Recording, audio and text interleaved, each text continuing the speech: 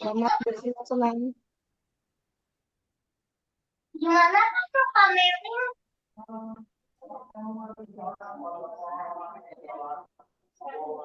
Oke, Bismillahirrahmanirrahim. Assalamualaikum warahmatullahi wabarakatuh. Shalom, Om Swastiastu, Namo Buddhaya, salam kebajikan, Rahayu, salam sejahtera bagi kita semua. Selamat malam dan selamat bergabung Bapak Ibu Guru di kegiatan webinar bersama Klub Digital Bergema berbagi praktik baik pembuatan konten edukatif bersama Klub Bergema Digital di ruang virtual Zoom Meeting. Salam dan bahagia yang terhormat Ibu Faida Naila dari tim PMM, yang kami hormati Pak Dudi Wahyudi MPD, Ketua Klub Digital, yang kami hormati konten kreator dan sahabat kami, Ibu Nanda Yurani, yang kita kenal di Instagramnya @nandayx, dan di TikToknya luar biasa beliau, harta tahta Nanda HH ya Bu ya.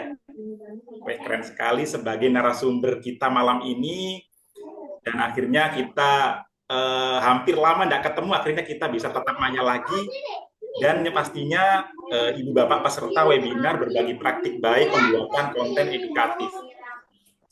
Ya, halo Bapak Ibu Guru, seluruh guru hebat Indonesia, bagaimana kabarnya hari ini? Ya, semoga kabar baik semua, semoga selalu semangat dan belajar untuk meningkatkan kompetensi diri demi mencerdaskan generasi emas Indonesia.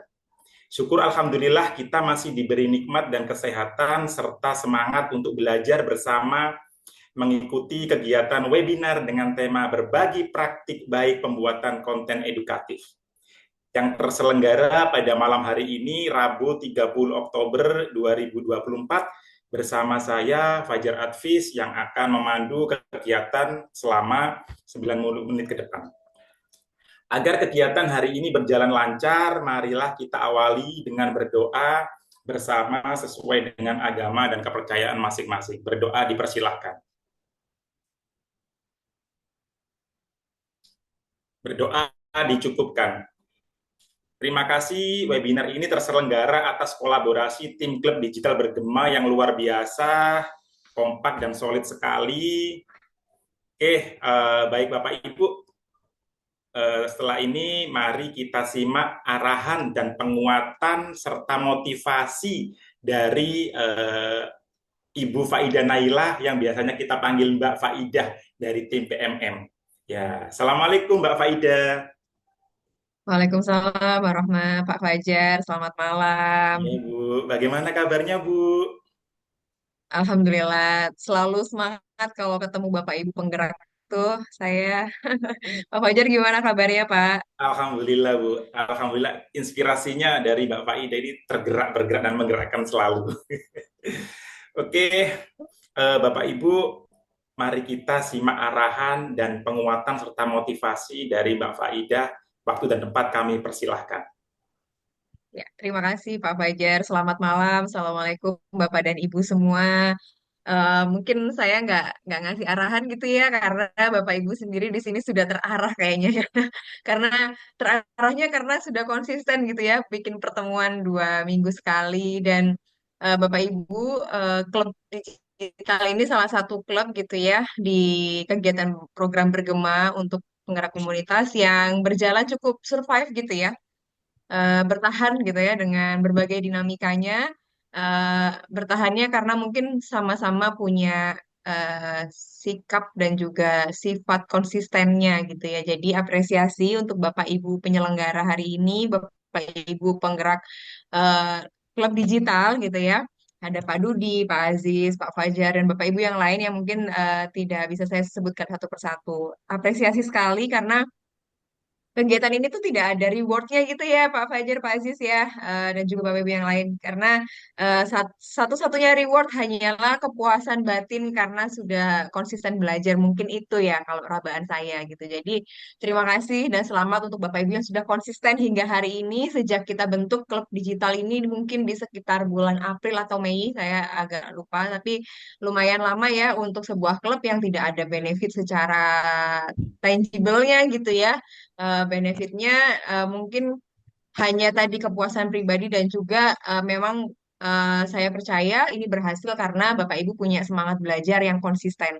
Dan bangga sekali tentunya Indonesia punya Bapak dan Ibu guru yang seperti ini gitu ya, karena ini menandakan bahwa Bapak Ibu punya semangat belajar sepanjang hayat dan bukan hanya semata-mata karena menginginkan sesuatu yang bersifat material, tapi juga memang ada unsur intrinsik di dalam diri gitu ya, sehingga bisa ini apa tagline-tagline tergerak bergerak menggerakkan ini juga berjalan gitu ya. Jadi bukan stimulus-stimulus di luar, tapi stimulus dari internal. Jadi terima kasih. Termasuk juga yang saya banggakan Bapak Ibu peserta webinar hari ini.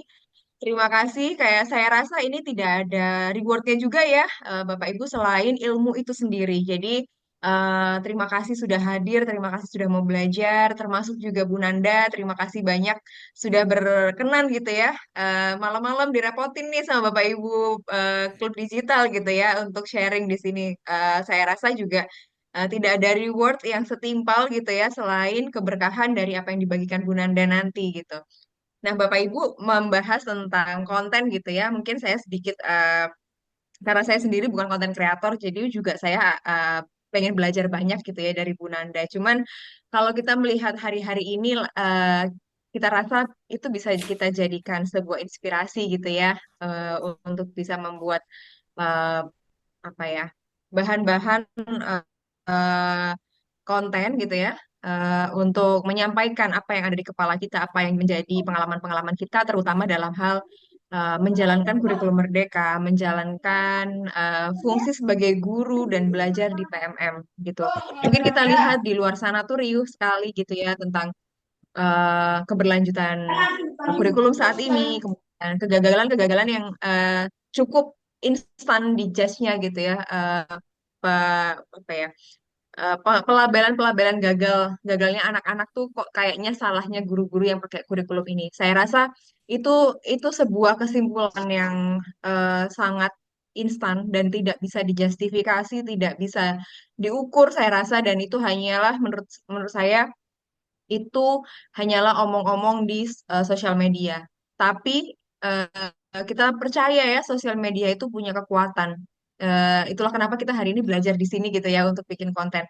Tapi saya rasa juga bagi kita yang merasakan manfaat kurikulum merdeka, merasakan manfaatnya PMM, juga berhak menyuarakan gitu ya, berhak menceritakan apa yang menjadi pengalaman kita agar mengimbangi eh, cerita-cerita di dunia maya gitu ya.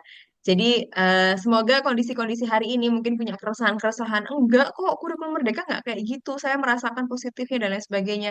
Itu bisa Bapak Ibu kemas dan bisa menjadi perhatian banyak orang gitu ya. Melalui konten yang akan nanti Bu Nanda bawakan gitu ya. Caranya seperti apa? Mungkin Bu Nanda bisa cerita juga nanti bagaimana bisa membuat konten yang menarik perhatian orang gitu dan lain sebagainya. Jadi eh, itu kalau dari kami, eh, kita tidak terlepas dari banyaknya hal-hal yang perlu kita kritisi dalam kebijakan. Tentu ada ya pasti Bapak Ibu, tapi tidak rasanya tidak adil jika kita menghakimi suatu kebijakan hanya karena mungkin ego atau kesimpulan-kesimpulan yang tidak bisa dijustifikasi gitu. Jadi pengalaman Bapak Ibu menggunakan PMM itu bisa jadi bahan konten loh Bapak Ibu gitu ya. Mungkin ada yang merasa terdevelop dirinya, apa berkembang gitu ya. Itu boleh diceritakan di konten. Nah, bagaimana caranya nanti kita belajar sama Bu Nanda. Mungkin itu. Saya juga mau belajar gitu ya. Itu mungkin dari saya, Pak Fajar. Terima kasih banyak. Selamat belajar Bapak dan Ibu. Wassalamualaikum warahmatullahi wabarakatuh. Waalaikumsalam warahmatullahi wabarakatuh. Terima kasih Kantan Hamida, Mbak Ida, yang selalu memberikan motivasi bagi kami. Ya, Bapak Ibu, eh, Hari ini kita akan belajar bersama, jadi lupakan sejenak kenangan lama. Mari kita fokus pada pemaparan narasumber nanti ya, karena saya janji materinya ini nggak akan bikin patah hati. Wah, kalau konten kreator itu harus out of the books. Oke, Bapak Ibu, kita intermezzo sedikit sebelum kita mulai. Ada yang masih suka stalking mantan di sini, Bapak Ibu? Wah, apa gue? Ya, sekarang yuk simpan dulu HP-nya biar fokus sama presentasinya narasumber nanti. Oke, hari ini kita akan belajar bersama narasumber keren, ada Bu Nanda Yurani. Bagaimana Bu Nanda, kabarnya Bu Nanda? Halo Pak Fajar, Alhamdulillah kabarnya baik banget. Kalau Pak Fajar gimana nih kabarnya? Kabar baik Bu, Alhamdulillah. Ya, hari ini luar biasa, nanti Bapak Ibu bisa sharing-sharing dan bisa mengunjungi sosial medianya Bu Nanda Yurani ya. Nanti beliau bisa menginfokan. Beliau ini luar biasa, Bu Nanda ini dari Bekasi. Beliau juga riwayat pendidikannya di Universitas Muhammadiyah UHAMKA ya Bu ya. Betul sekali Pak. Ya. Terus pengalamannya mulai dari 2019 staf pusat pembinaan pengembangan kemahasiswaan. Terus beliau juga panitia kompetisi debat mahasiswa nasional, influencer PIP, wah program Indonesia Pintar. Beliau juga grand finalis Hijab Han 2023 ya Bu ya. Betul Pak, Alhamdulillah. Luar biasa. Terus tahun 2023 beliau juga konten kreator Kemdikbud. Terus ada beberapa banyak narsum juga Bu Nandanya. Boleh tidak lama-lama Bapak Ibu, kami persilahkan Ibu Nanda Yurani, waktu dan tempat kita persilahkan. Baik, terima kasih Pak Fajar. Untuk materinya boleh di-share dari panitia. Oke, tanyakan dari panitia ya, Pak Fajar bisa menanyakan? Boleh Pak Aziz, nggak apa-apa Pak Aziz. Monggo Pak Aziz. Ntar, tak pindah dulu. Oke. Aktivitasnya sekarang lagi ngapain Bu Nanda? Lagi sibuk apa ini Bu Nanda? Hari ini Alhamdulillah anak-anak aku lagi pada ANBK nih. Kalau di yang lain gimana? Apakah sudah ANBK? Iya sama Bu. Hari ini ANBK juga sesi 1 literasi ya Bu ya? Iya, betul. Terus masih aktif konten edukasi juga ya Bu Nanda ya? Alhamdulillah masih aktif nih Pak. Keren. Ini sudah lumayan banyak yang hadir. Nantinya pastinya Bapak Ibu bakal dapat ilmu yang daging nih dari beliau Bu Nanda. Oke Pak Aziz, apakah sudah siap Pak Aziz? Sebentar, lagi proses Kamu download. dari belakang. Oke. Wah ini ada pertanyaan di kolom komentar dari Pak Agus. Boleh minta nomor HP-nya Bu Nanda? Siapa tahu bisa jadi narsum di Kombel kami ya. Beliaunya sendiri yang menjawab Bapak Ibu ya. Kalkulator di belakang. Boleh. Oh iya, mulai materi saya nih Pak Fajar. Jadi karena kita materinya atau ketemunya secara daring, jadi dari pengalaman saya tuh banyak iya depan.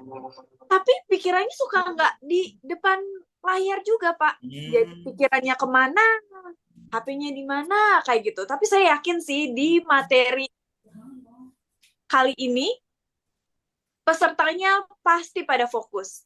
Tapi biar pada lebih fokus, nanti saya akan sharing bersama. Jadi saya tekankan bahwa sesi kali ini kita akan sharing bersama-sama. Maka bukan saya doang yang akan berkomunikasi atau komunikasi satu arah. Tapi nanti saya juga akan komunikasi dua arah. Jadi bisa jadi di tengah-tengah materi saya bisa menyebutkan salah satu nama dari peserta, dan pesertanya boleh banget jawab apa yang ditanyakan. Wah, keren banget ini dari Bu Nandanya, nanti bisa interaksi komunikasi dengan peserta juga. Oke, ini sudah hadir, dari banyak sekali nih, dari Palu, Sulawesi Tengah, Ada lagi dari Jambi, Medan, Bekasi. Ya, ada Pak Nana Sukmana, Bekasi. Ada Mas Dava Kudus. Ini kayaknya beliau juga konten edukasi nih Mas Dava. Ada juga Bu Sri NTT, Banten. Wah, luar biasa ini. Oke, nantinya teman-teman pastinya saya yakin akan bakal ada ilmu yang bermanfaat dan ilmu yang daging sekali dari Bu Nanda. Sambil menunggu PPT dari Mas Aziz.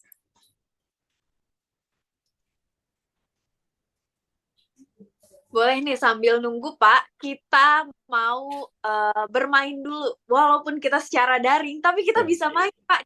Oh ya, speaking ya Bu ya. Iya, bisa banget nih.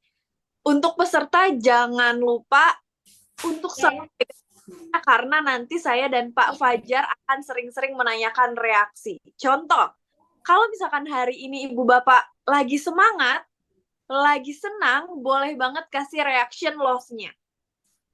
Tapi kalau lagi sedih, boleh banget dikasih emot sedih dong. Biar kita tahu nih kira-kira perasaannya kayak gimana hari ini, malam ini. Nah, ada yang komen juga, boleh banget di komen juga apa.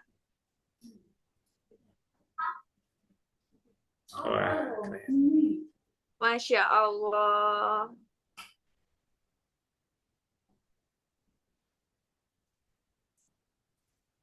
Wah, alhamdulillah nih Pak, ternyata banyak yang lagi semangat, lagi senang, bahkan sampai ada yang ngirim bunga nih Pak. Kayaknya bunganya buat Bapak deh ini. keren, keren, keren.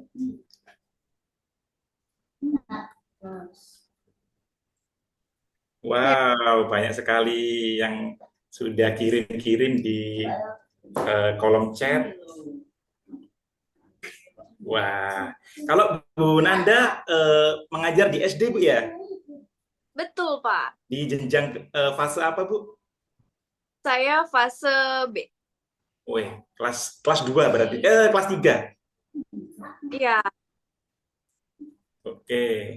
Ada senang, ada juga rasa takut juga. Pak Roni Hidayat. Oke. Mantap. Oke, luar biasa ini. Nantinya juga bisa dilihat di rekodnya di YouTube. Keren-keren. Oke, Pak Aziz, apakah sudah siap Pak Aziz? OTW, Oke. benar OTW. Lagi proses opening. Luar biasa. Ya, ini ada beberapa yang emonya sedih nih. Sedihnya kenapa? Tanggal tua kali ya, Pak Fajar ya? Tanggal tua. Iya, ini banyak yang berbunga-bunga, tapi ada nih siapa Pak Henry Purnomo menangis ini. Aduh, Pak Dwi juga sedih ini. Kenapa mungkin? Ya, alhamdulillah banyak sekali yang berbunga-bunga hari ini, yang dalam keadaan bahagia. Mudah-mudahan dengan keadaan yang bahagia bisa menyimak kegiatan malam ini dengan baik ya Pak Fajar ya, Bu Nanda ya. Amin.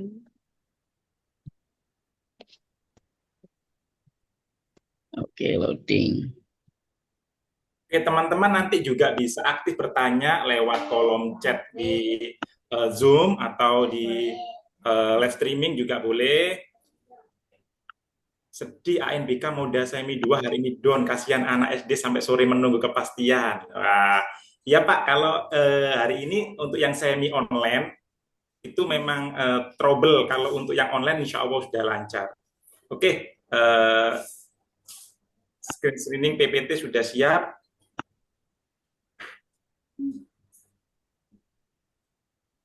Kelihatan ya?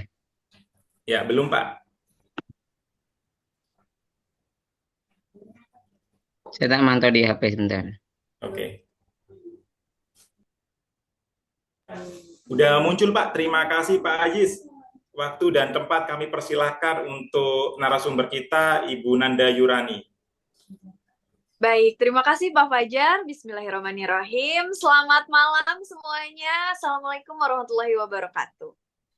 Malam ini kita akan sharing bersama, diskusi bersama tentang berbagi praktik baik pembuatan konten edukatif.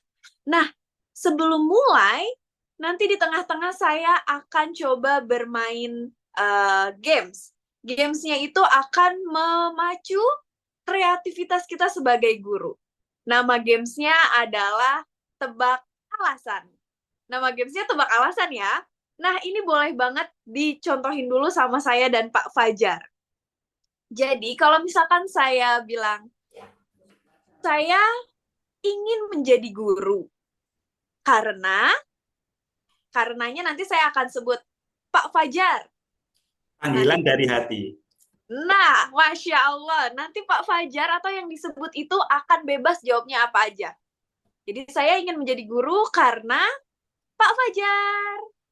Karena panggilan dari hati. Nah, seperti itu. Bisa ya Ibu Bapak ya? Kalau bisa kasih emot reaction jempolnya. Dan siap-siap nanti di tengah-tengah materi akan ada pertanyaan-pertanyaan random seperti itu. Jadi, jangan sampai ada yang ninggalin HP-nya dan keep watching. Oke, boleh di next, Pak?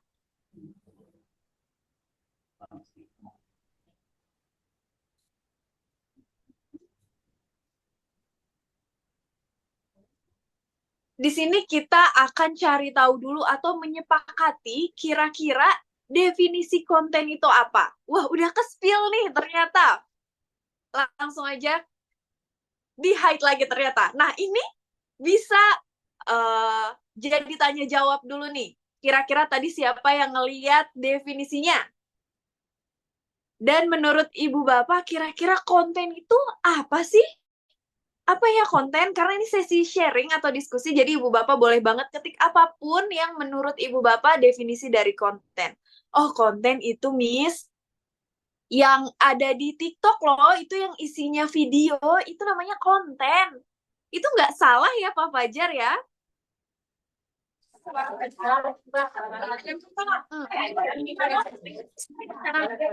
Apa nih, konten kita harus menyepakati dulu. Ya. Kalau yang ada di Instagram, yang ada di TikTok dari Bu Rahmi, konten itu video kreasi, betul. Informasi, konten itu adalah sebuah informasi, betul juga. Konten itu cerita singkat, sebuah digital. Masya Allah, konten itu pesan atau yang bagi. Konten itu produk Pak Suhaib. Masya Allah, ternyata aktif banget ya. Oke, boleh di-spill dong. Ini kira-kira udah jauh, tapi sebenarnya pendekatannya itu mirip-mirip. Makanya malam hari ini kita akan coba bersama-sama. Tuliskan di chat, itu semuanya ternyata benar. Dan saya rangkum menjadi konten adalah segala bentuk informasi atau materi yang disajikan untuk dikonsumsi oleh audiens. Jadi segala bentuk informasi, apapun itu, mau berupa teks, mau berupa gambar, video, grafik, atau kombinasi semuanya, itu bisa disebut konten. Dan yang disebut konten itu pasti dikonsumsi sama audiens. Pasti ada yang lihat atau yang nonton. Ada yang komen, ada yang nge-hate juga bisa, ada yang mengkritik. Ah, ini tuh harusnya begini-begini kayaknya. Nah, kalau misalkan ada yang gitu, jangan sedih. Berarti konten kita itu berhasil. Di sini, adakah yang sukanya baca? Misalkan di titelnya itu cerita. Itu satu konten. Atau bukan ini nonton-nonton video, itu juga konten. Aku mau mainan di sini. Juga ternyata. Jadi kalau Ibu Bapak sering bikin status di WhatsApp, terus ada yang lihat, apalagi sampai ada yang komen, itu ternyata Ibu Bapak udah membuat yang namanya konten. Tapi tergantung, kontennya itu konten edukatif atau enggak. Nah, boleh di next, Pak.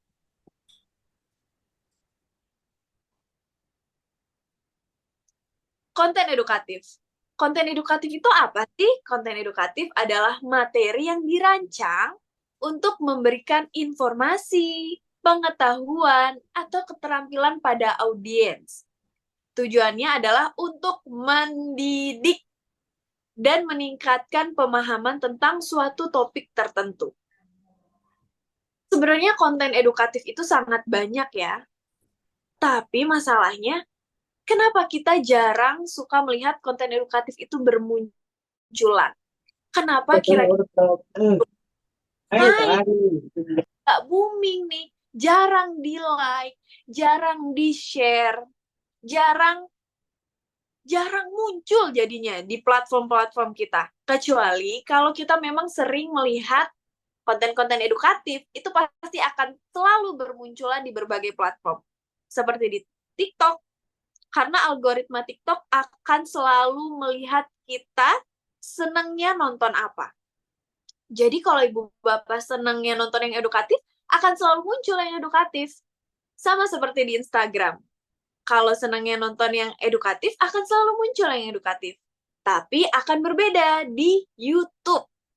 Nah, kalau di YouTube tergantung nih, kita mau search apa, kita mau mencari apa, maka YouTube akan mengeluarkan apa yang kita cari. Seperti itu. Boleh di next? Nah, ini dia tips pembuatan konten. Tips ini biasa saya lakukan, dan alhamdulillah nih, insya Allah selalu naik konten-kontennya. Boleh dimulai? Yang pertama dan utama, kita harus tahu dulu ciri khas kita tuh apa. Ciri khas tuh ternyata banyak. Ada di bagian editing. Editing itu ibu bapak sudah bisa mengedit sesuatu dan pakailah editan itu sebagai ciri khas dari videonya. Mungkin di awal atau di akhir, atau mungkin di tengah-tengah, atau mungkin visi kita yang kita rasa, wah berbeda nih.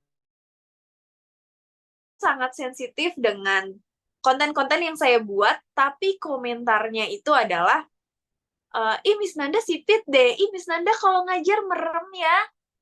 Padahal konten saya tuh edukatif gitu, saya menjelaskan sesuatu yang bisa guru-guru lakukan.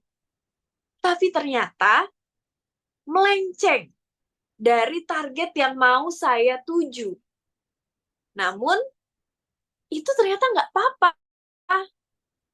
Justru ciri khas fisik saya yang membuat konten saya naik, maka edukasi saya akan tersebar kemanapun. Di editing, ada pun beberapa orang seperti, kok bisa? Itu di akhir dia selalu bilang, sekian dan terima kasih. Hal sesederhana itu ternyata bisa buat ciri khas kita sendiri. Atau di akhir kita bisa juga membuat konsep seperti gunung meletus, atau editing-editing seperti waktunya lebih cepat, di awal itu kita ngomong cepat, di tengah sedang, di akhir semakin lambat. Atau di editing juga bisa kita kasih background. Jadi latarnya itu latar hijau. Nanti tinggal kita pilih background kita maunya seperti apa. Mungkin kita kalau misalkan pakai background di belakangnya ini kayak taman kanak-kanak, ada burungnya, ada kupu-kupunya, atau di belakang selalu ada jerapah. Itu juga bisa jadi ciri khas kita. Kalau ada orang yang lihat di scroll, wah, ada jerapahnya nih, ini pasti Bu Siti misalkan. Wah, ini nih selalu ada jerapahnya. Kalau jerapah, Bu Siti. Kalau ada gajahnya, wah ini kayaknya kalau ada gajahnya selalu Bu Afa deh, misalkan. Kalau ada burung-burungnya kayaknya selalu Bu Indah deh. Jadi ciri khas itu nggak selalu kita pusing mikirin apa ya ciri khasnya ya, apa ya ciri khasnya. Bisa dari hal-hal random. Kenapa dari hal-hal yang random? Karena ternyata makin ke sini, audiens itu lebih senang sama hal-hal yang menurutnya cukup unik, cukup beda dari yang lain. Nah, nanti di akhir saya akan memberikan sebuah contoh video-video yang ternyata banyak konten kreator itu terjun mengedukasi, tapi mereka juga terjun terhadap zaman sekarang tuh orang-orang senangnya seperti apa. Seperti itu. Boleh di next lagi? Nah, tentukan audiensmu. Kedua, kita tentukan audiens. Kalau yang pertama kita udah nemu ciri khasnya, yang kedua kita boleh tentuin audiens. Audiens itu saya bagi menjadi 3, boleh langsung di-spill. Yang pertama ada demografi. Demografi itu seperti usia, jenis kelamin, pendapatan, dan pendidikan.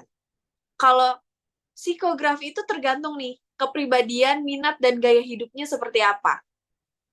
Di psikografi ini, kita bisa langsung menentukan sesuai sama konten yang kita buat. Misalkan kita sebagai guru, kita senangnya membuat konten flexing. Flexing itu adalah membuat konten kita itu sebagai orang yang hedonisme. Kita datang ke sekolah naik mobil misalkan, pulang langsung dijemput pakai helikopter mungkin. Nggak ada yang tahu. Pak Fajar pulang-pulang dijemput pakai helikopter nggak nih Pak Fajar? Siap. Bisa jadi nggak ada yang tahu. Nah, dari konten-konten seperti itu, pasti banyak orang yang senang melihat gaya hidup kita. Karena ternyata menurut survei makin ke sini, generasi-generasi baru itu sangat senang dengan hal-hal yang instan, yang memanjakan. Maka gaya hidup yang kita buat, yang kita create di konten itu sangat menentukan audiens kita melihat kita, bagaimana audiens kita tertarik sama video-video yang kita buat. Mungkin kalau misalkan di awal kita videonya biasa aja, kayak tentang keseharian kita, atau kita di sekolah lagi ngapain, itu menurut saya kurang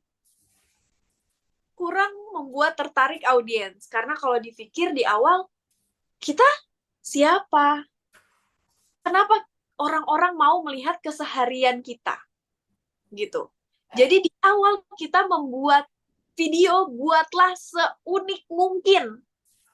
Carilah ciri khasmu sebeda mungkin dari yang lain. Lalu kedua, tentukan audiensnya. Gaya hidup orang-orang yang mau saya tuju, yang mau saya targetkan, itu yang seperti apa ya? Paling mudah sih memang yang serba instan, serba memanjakan. Tapi apakah saya bisa? Kalau nggak bisa ya nggak usah juga nggak apa-apa deh. Ada juga bagian geografi. Wilayah audiens kita kira-kira mau kita targetkan di mana nih? Saya pribadi, kalau misalkan saya menargetkan audiens saya di luar Jawa Barat, itu tidak akan masuk.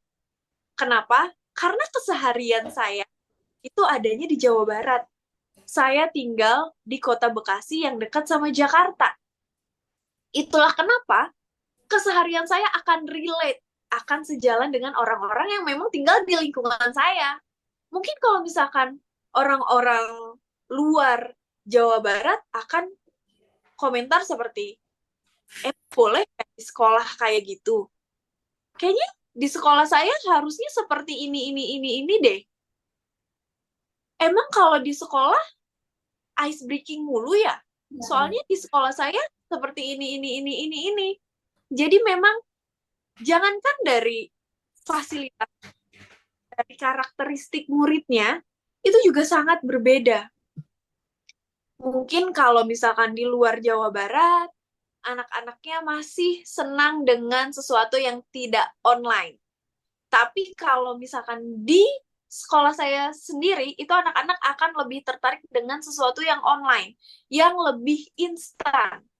Itulah kenapa di kelas saya sering memberikan materi lewat Google Classroom, PowerPoint, atau yang lain sebagainya yang berhubungan dengan teknologi digital. Karena ternyata anak-anak lebih senang dengan itu.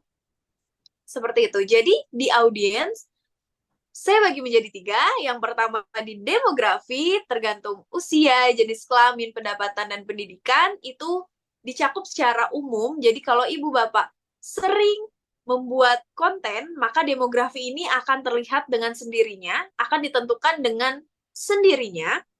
Tapi untuk psikografi dan geografi, usahakan kita dulu yang menentukan. kita dulu yang membuat target. Kira-kira target audiens saya di bidang psikografi dan geografi itu seperti apa ya? Yang paling relate kira-kira yang mana ya? Seperti itu. Mungkin di sini ada yang udah sering membuat konten? Boleh kasih reaction jempolnya yang udah sering membuat konten?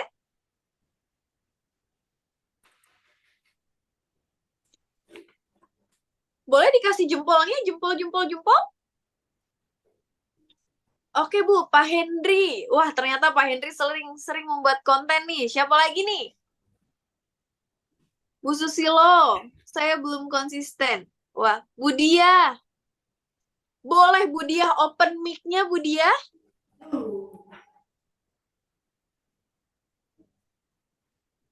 Halo, Assalamualaikum Bu Dia.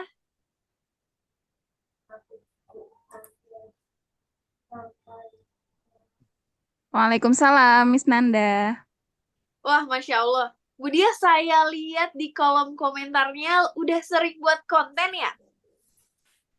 Ya, konten ya belum seperti Bu Nanda sih, belum seperti teman-teman yang lain, cuman asal bikin konten aja.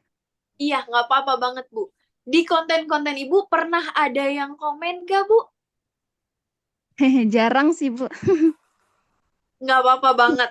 Tapi ternyata Ibu udah tahu belum di bagian demografi, misalkan di audiensnya, kira-kira jenis kelamin dari orang-orang yang nonton Ibu, kira-kira siapa aja nih, Bu? Apakah sama nih guru-guru juga?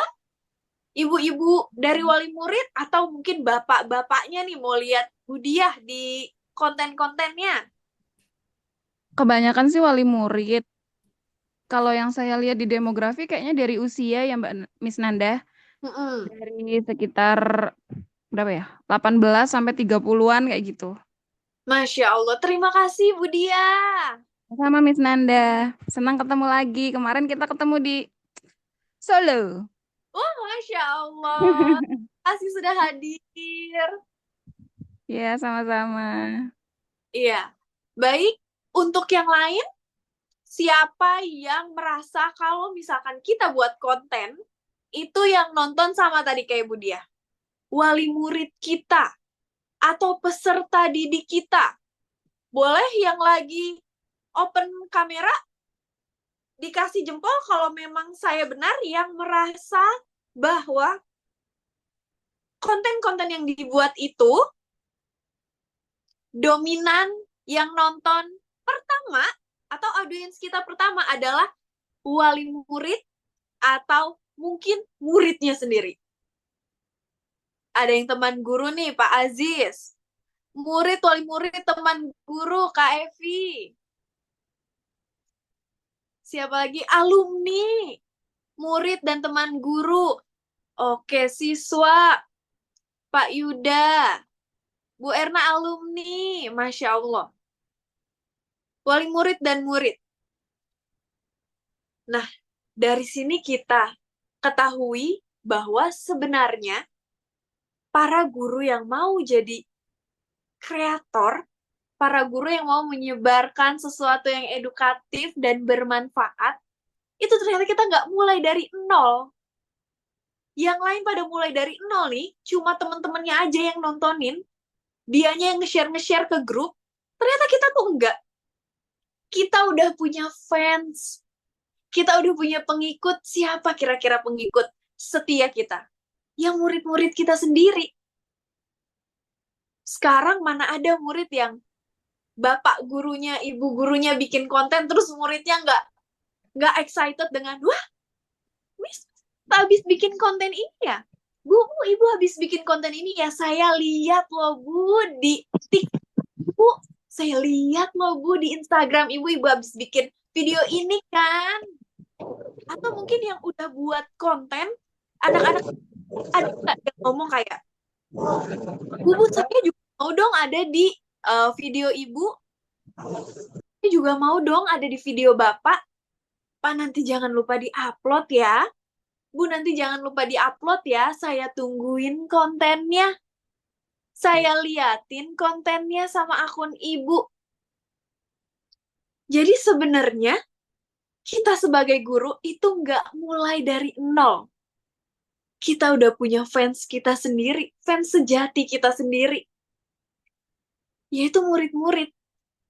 Kalau murid-murid udah sering lihat kita, biasanya orang tuanya juga pasti ngeliat. Karena yang namanya orang tua pasti penasaran nih, anak saya nontonin apa sih? Wah, ternyata nontonin gurunya. Dilihat akun gurunya. Wah, ini ada anak saya di konten gurunya. Wah, kontennya edukatif. Masya Allah, anak saya kelihatan pintar, cerdas, aktif di konten gurunya. Saya share ke tetangga. Saya share ke ayahnya, misalkan. Saya share ke grup keluarga. Ini loh anak saya maju ke depan ngerjain kuis. Ini loh gurunya begini, begitu. Wah, Masya Allah, terima kasih. Bu, jangan lupa ya ngupload lagi. Bu, jangan lupa ya bikin konten lagi. Jadi sebenarnya kita sebagai guru, kita itu udah nggak mulai dari nol. Kita tuh udah punya fans sendiri. Jadi jangan pernah malu, ragu untuk mengupload sesuatu yang edukatif. Karena semua pasti senang. Apalagi wali murid. Seperti itu. Boleh di next lagi, Pak, slide-nya?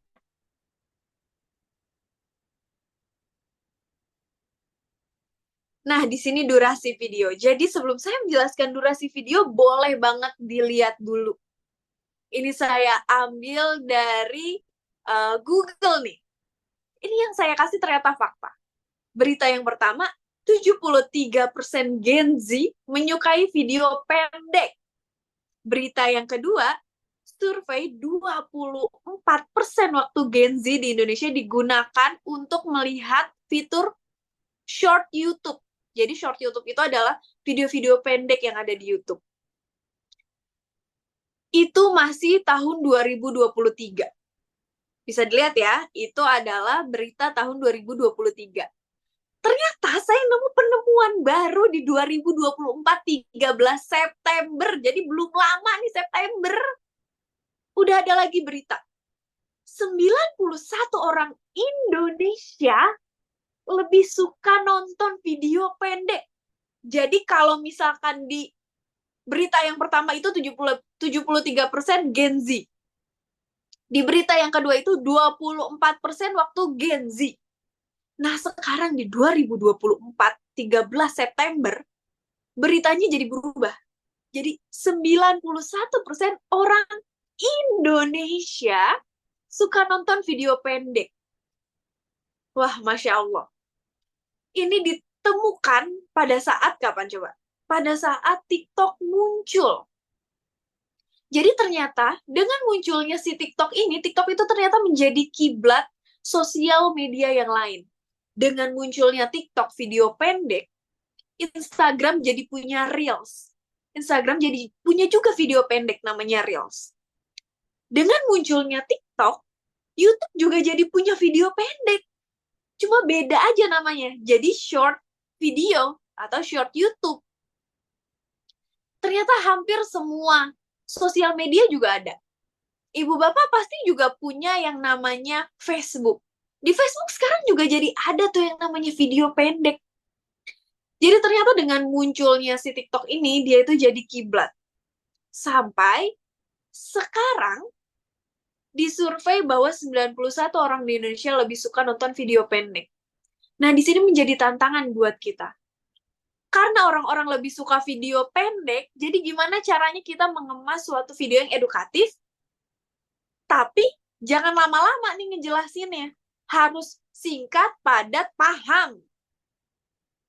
Gimana ya caranya? Karena biasanya konten-konten edukatif itu banyak nih yang nggak suka nih. Pada bosen nih orang-orang nih. Tapi kalau pada bosen, saya juga bingung ngejelasinnya kayak gimana.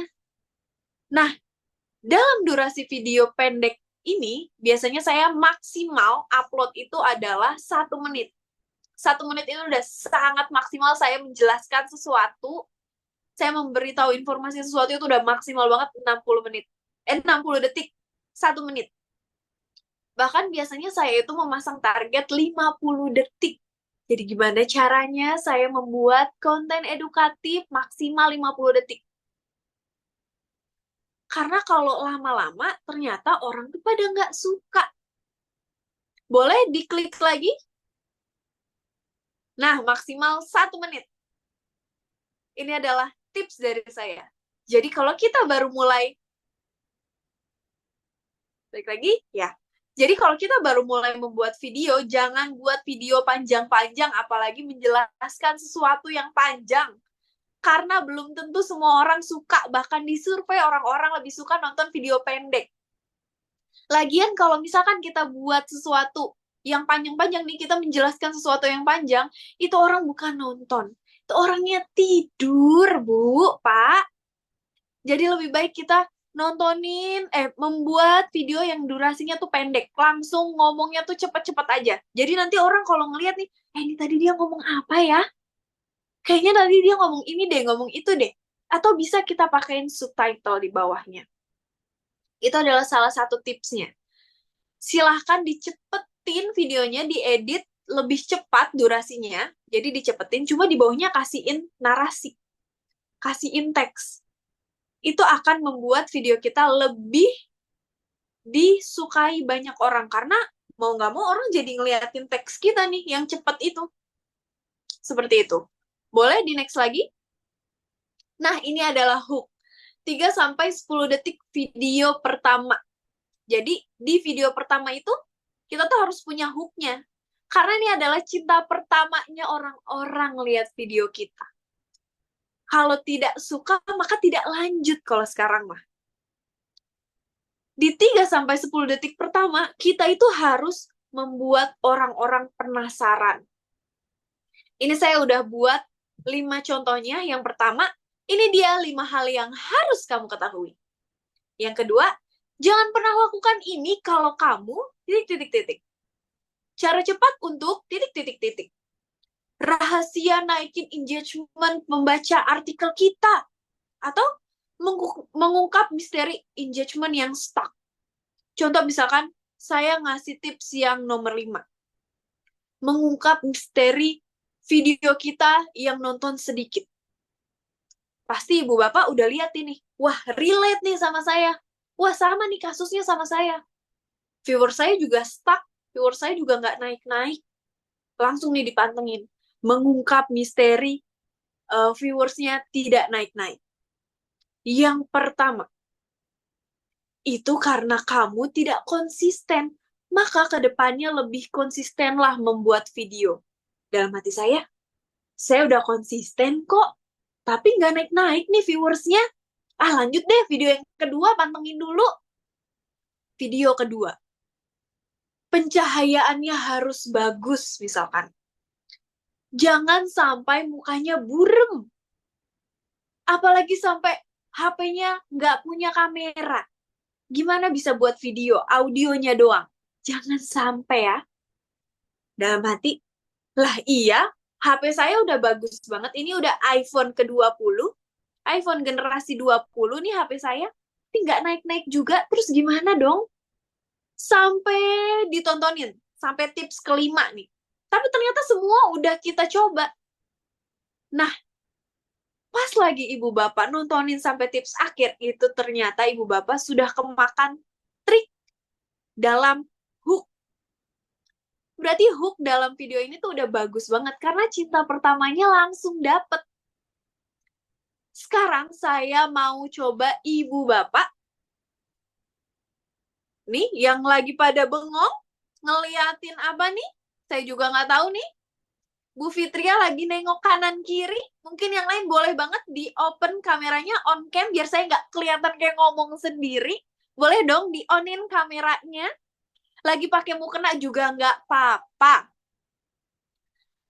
Boleh banget ibu bapak diketik kira-kira ibu bapak mau bikin hook video yang seperti apa. Contoh misalkan rahasia mengerjakan PMM 1 jam. Wah, kelamaan. Rahasia mengisi PMM 1 menit, misalkan.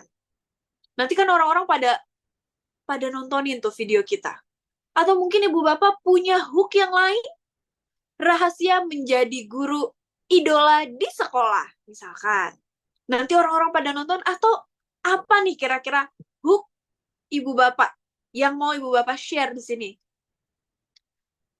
Maknya ada jadi orang terpuji. Wah, rahasia lulus UK PPG ya. Lagi cari inspirasi Pak Wahyu. Waduh, waduh. Siapa lagi nih? Nah, ini nih yang lagi serius banget nih. Boleh dong Pak Rizky Andika. Kayaknya lagi serius banget nih, kayak gini nih. Iya, Boleh Bu. ya, Iya. apa Eh, untuk hooknya mungkin dari saya mungkin apa namanya? Apa ya? Belum punya hook juga ini, Bu. apa nih? Misalkan tips jadi orang terganteng di dunia. Bisa juga loh Rizky. Bisa banget, Bu. Nanti bapak-bapak yang lain ini bisa nih buat ngikutin tipsnya dari Pak Rizky. Atau mungkin Pak Fajar boleh dong kasih tipsnya biasanya pakai hook apa nih Pak Fajar? Ya, biasanya itu bikin penasaran. Kalau saya kan PJUK ya, Bu Nanda ya. Ya, Ide games menarik gerak lokomotor ya, itu bisa biasanya. wah Masya Allah. Itu bisa banget itu Pak. Naik nggak Pak kalau misalkan pakai hook Pak? Naik banget, Bu Nanda. Masya Allah. Iya. Terima kasih. Oh ini bisa banget dicontoh nih dari Pak Fajar. Rahasia apa tadi Pak? Ide games menyenangkan gerak lokomotor. Tuh, ide games menyenangkan gerak lokomotor. Tuh bisa banget loh. Nih dari Muhammad Dafa. 3 tips apa nih? Ntar dulu. 3 tips sederhana yang bisa naikin mood kamu. Tuh bisa banget. Yang pertama, jangan lupa makan seblak misalkan. Nah, itu mah kesenangannya Bu ini ya. Bu Lisbeth misalkan. Wah iya nih, saya juga kalau misalkan lagi nggak mood, saya makannya seblak. Ada lagi nih dari Kak Fauzia Rahma, rahasia lulus UK PPG.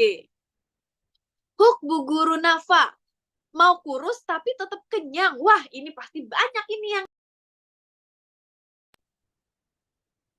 Oke, boleh di next lagi. Ternyata udah pada buat hooknya masing-masing ya.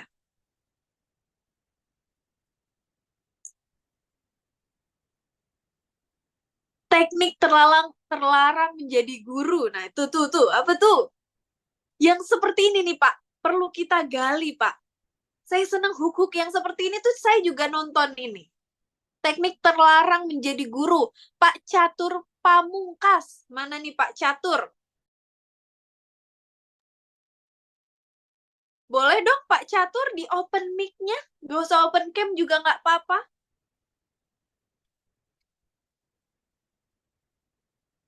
Oke, Bu. Oke, Itu Miss. mana itu Pak? Ya. Maksudnya supaya membuat orang itu semakin penasaran. Ini sebenarnya yang terlarang apa?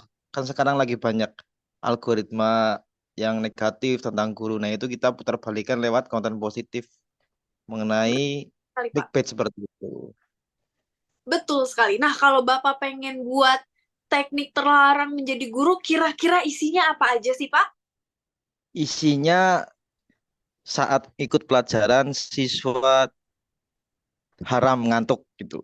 Caranya Wah, gimana? Nah, gitu. nah itu bisa banget itu. Teknik terlarang jadi guru. Pas lagi guru ngajarin, anak-anak ngantuk. Itu haram anak-anak ngantuk. Nah, itu bisa. Ternyata makin kesini memang orang-orang tuh lebih seneng nonton yang awal-awalnya tuh negatif. Wah, ini kenapa ini? Tuh. Betul sekali, boleh banget dicontoh itu. Kalau Bu Evi nih, Bu Evi kira-kira mau buat hook kayak gimana, Bu Evi? Belum di open mic-nya, Bu Evi. Kalau saya kan tips and trick menjadi guru favorit ya, Miss Yura. Kita pernah ketemu di Solo ya, Miss Yura? Wah, Masya Allah, ternyata pernah ketemu ya, Ibu ya? Iya, di Solo. Kalau trik untuk menjadi guru favorit, kira-kira menurut Bu Evi gimana? Kalau menurut saya, kita menganggap murid itu sebagai teman. Jadi sefrekuensi. Betul. Setuju sekali Bu Evi. Masya Allah. Terima kasih. Misal, tapi ya saya tuh kemarin kan Miss Yura kemarin saya FYP banyak yang nge-like sampai 2000 berapa gitu, yang nonton 6.000 200 berapa gitu, 200.000 berapa gitu sampai FYP. Terus murid-murid bilang, ayo Bu bikin tren lagi ini. Nah itu malah idenya itu dari murid kebanyakan malahan. Masya Allah. 3 Keren. kali FYP. 3 kali Wah, sampai videonya itu sampai Jepang, sampai Malaysia. wah. Nanti boleh dikasih jempol-jempolnya nih Nanti buat bisa nanti bisa dicek Miss di Siap. saya. Masya Allah, ternyata kita juga banyak dia dari murid-murid ya. Itulah Iya. relevan terhadap zaman nih ternyata. Harus relevan karena kita juga dapat insight baru dari murid kita ya. Miss. Kita lagi tuh tadi kita pakai yang clickbait-nya yang negatif atau hook-nya yang negatif. Contoh, udah banyak nih sekarang yang kasih hook kayak dilarang menjadi guru. Kalau nah nanti tuh tinggal kita kasih tuh kalau misalkan tidak menguasai materi, kalau misalkan nggak mau belajar lagi, tidak mau mengikuti perkembangan zaman tuh jangan jadi guru. Tapi hooknya adalah dilarang menjadi guru kalau, nah itu orang-orang pasti bakalan lihat tuh, wah kenapa nih dilarang nih jadi guru nih? Kenapa nih nggak boleh nih jadi guru? Itu bisa banget jadi hook awal kita. Boleh pakai hook yang positif, boleh pakai hook yang negatif. Yang pasti yang kita harus ingat bahwa hook itu adalah cinta pertama dari audiens kita. Jadi hooknya seperti apa, itu yang menentukan audiens kita kira-kira akan stay, akan tetap tinggal di video kita, atau akan skip aja deh nih ini udah biasa nih kita skip lagi aja deh. Seperti itu. Boleh langsung di next lagi?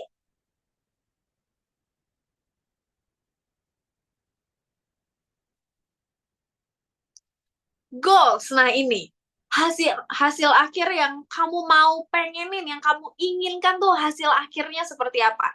Di sini saya bagi menjadi 3. Yang pertama komentar, yang kedua likes, yang ketiga target audience kayak tadi. Nah saya pribadi yang yang mencapai goals itu sebenarnya adalah komentar dan likes. Tapi untuk target audience kadang tercapai, kadang enggak. Itu di platform TikTok. Tapi kalau di Instagram, alhamdulillah 3-tiganya tercapai. Kenapa? Karena kalau misalkan ibu bapak mampir nih ke akun saya di TikTok, itu target audiens saya sebenarnya yang mau saya tuju. Yang mau saya tuju itu adalah guru-guru, Gen Z, dan ibu-ibu muda. Jadi orang-orang yang kelahiran milenial. Sebenarnya target saya yang itu. Tapi ternyata yang masuk di target audiens saya adalah dominan tuh bapak-bapak. Dan komentarnya itu ada yang relate sama video saya. Misalkan saya sedang menyampaikan, sedang kasih tips tentang ice breaking yang seru, yang menarik.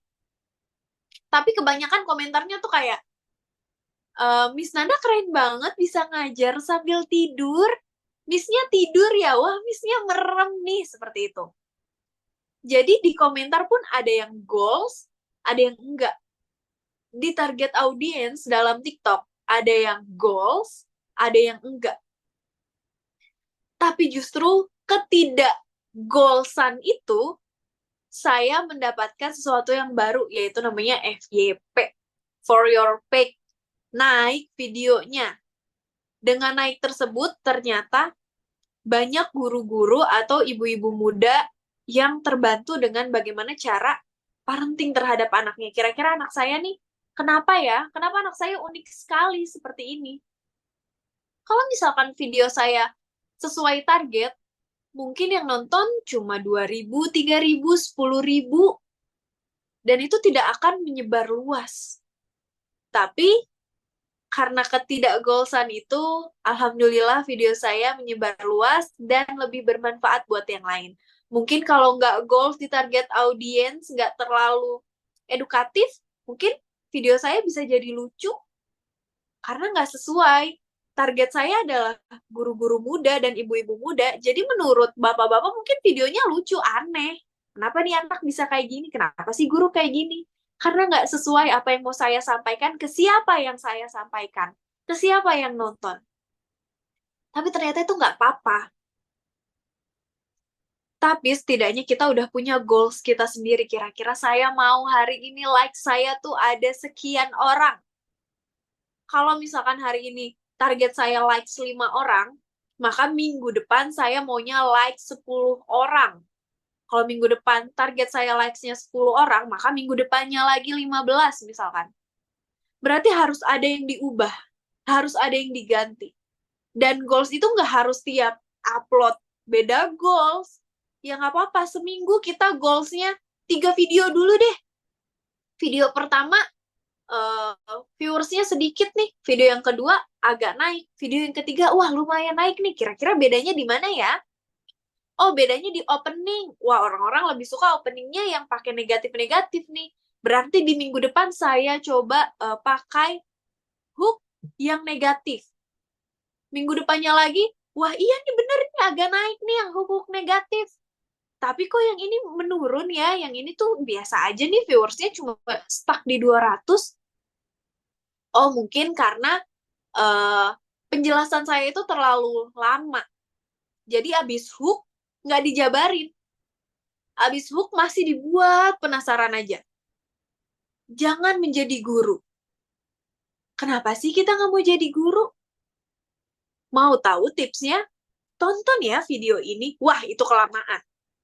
Langsung, biasanya orang yang nonton, karena kita senangnya video pendek, langsung abis hook, kasih penjelasan, jabarkan. Abis hook, kasih penjelasan, jabarkan. Langsung dikasih jawabannya. Hook, jawaban, penjelasan. Hook, jawaban, penjelasan. Jangan abis dari hook nih, teman-teman disuruh like dulu. Jangan lupa like ya. Jangan lupa dipencet tombol follow-nya. Wah, jangan. Itu orang-orang udah keburu nge-swipe duluan nih. Wah, apa nih udah nggak curiga nih ah. Suruh like dulu, suruh komen dulu, suruh follow dulu. Lewat langsung. Itu jangan. Jadi sebisa mungkin abis hook, pertanyaan, langsung dijawab pertanyaannya, baru dijelaskan. Seperti itu. Boleh di next lagi?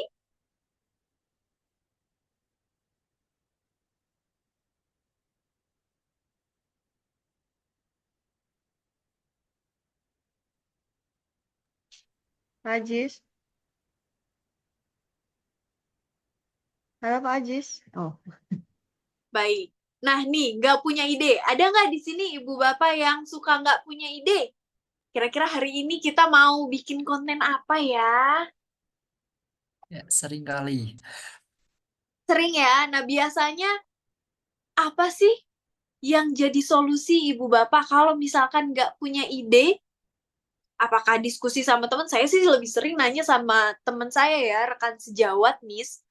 Kalau saya biasanya sih begini begitu begini begitu. Sering banget ini masalahnya nih kata Bu Eva. Apalagi nih, saya dapat ide dari wali murid Bu Evi. Oke, boleh di next, Pak? Nah, kalau saya di sini solusi yang pertama adalah cinta profesi. Jadi sebenarnya kita itu akan dapat ide kalau misalkan kita cinta dulu nih sama profesi kita. Kita menyukai dulu profesi kita. Saya suka jadi guru, saya cinta banget jadi guru. Otomatis kita punya goals jadi guru. Contoh diri saya. Saya sangat suka menjadi guru, saya cinta dengan profesi saya menjadi guru. Maka goals yang saya pengen tuju adalah saya mau anak-anak saya itu selalu rindu sama saya. Saya mau jadi guru yang selalu dirindukan oleh murid-murid saya.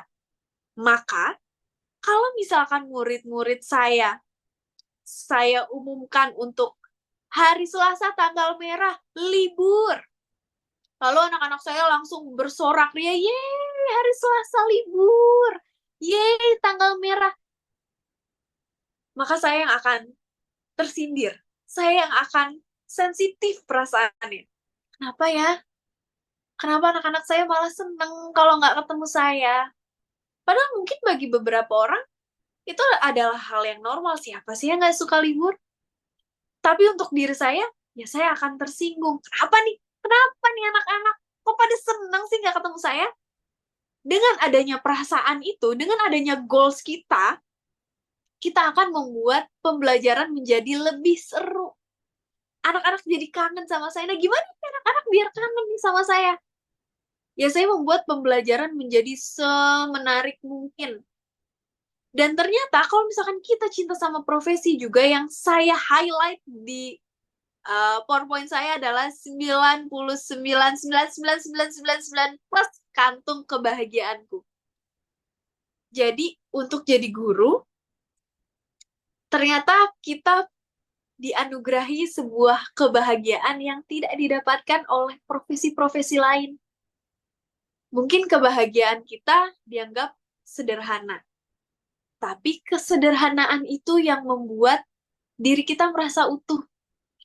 Kalau nggak jadi guru, saya nggak akan disamperin sama murid-murid saya seperti artis. Saya nggak akan disalimin, saya nggak akan tiap hari dibilang, Miss Nanda hari ini cantik banget. Miss Nanda hari ini kita mau belajar apa ya? Dari situ kita langsung bisa ngontenin tuh. Semangat anak-anak ketemu kita, mood murid-muridku, mood hari Senin murid-muridku misalkan. Orang-orang mungkin mood hari Senin pada layu, pada sedih ya, hari Senin lagi, aduh udah hari Senin aja. Tapi kita buat konten yang berbeda, mood murid-muridku di hari Senin. Moodnya ternyata pada bagus semua ketemu sama kita. Itu adalah hal luar biasa yang menurut saya patut kita kontenin. Karena itu bisa menjadi inspirasi bagi beberapa orang. Bagi guru-guru yang lain. Atau mungkin bagi pekerja yang lain, itu jadi sebuah hiburan. Boleh di next?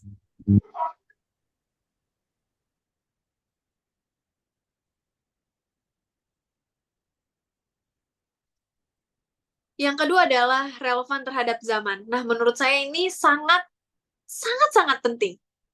Kenapa? Karena kita bisa mendapatkan banyak sekali ide kalau misalkan kita relevan terhadap zaman. Mungkin salah satu cara kita coba relevan terhadap zaman di bidang konten, itu kita bisa tanya ke anak murid kita. Mungkin yang mengajar di kelas tinggi udah bisa menganggap muridnya itu menjadi teman sebaya. Cara treatment kita boleh menjadikan anak murid kita sebagai rekan, sebagai teman dekat. Maka kita boleh nanya nih, kira-kira bikin konten apa ya yang bagus? Kira-kira minggu ini yang lagi viral apa ya? Lagu apa nih yang lagi viral? Kita nanti buat yuk. Atau mungkin kalau yang di kelas rendah belum bisa menjadikan muridnya menjadi teman, kita boleh banget nanya ke AI yang ada, seperti ChatGPT. Itu kita bisa banget langsung ketik tuh. Konten yang lagi viral minggu ini. Lagu yang lagi viral di minggu ini. Tips membuat konten edukatif. Cara menjadi guru terfavorit di sekolah. Semua yang kita tanyakan bisa langsung dijawab sama si AI. AI ada apa aja sih? AI itu ada 2 tipe. Ada AI kuat, ada AI lemah. Nah, ternyata sebenarnya kita itu udah relevan banget loh terhadap zaman. Kalau misalkan ibu bapak di sini, siap-siap. Yang saya panggil. Jangan langsung off cam. Kalau dulu nih, Bu Fitria. Bu Fitria. Iya, malam Miss Nanda. Halo Bu Fitria. Bu Fitria, kalau dulu lagunya itu seperti apa nih? Tolong dilanjutkan lirik dari yang saya nyanyikan. Bu Fitria kelahiran tahun berapa kalau boleh tahu? Aduh, saya milenial, Masya bukan Gen Z. Allah, Bu Fitria sebagai generasi milenial, dulu tuh lagunya tidurku terus apa nih Bu Fitria? Ya. Mandi gitu. Bangun tidurku terus mandi. Pak Fajar generasi apa? Pak Fajar? Saya 90-an, Kak Nanda. Masya Allah. Itu masih milenial loh Pak Fajar. Pak Iya, Fajar kalau nyanyi masih bangun tidurku terus apa Pak Fajar? bangun tidurku terus tidur lagi. Tidur lagi. Nah, kalau sekarang nih, Gen Z Bangun dan tidur terus makan, Bu. wah, Masya Allah, ada yang bangun tidur terus makan juga. Kalau sekarang misalkan kita udah di era yang sekarang nih, di zaman yang sekarang, kira-kira bangun tidur kok terus apa kalau di era sekarang?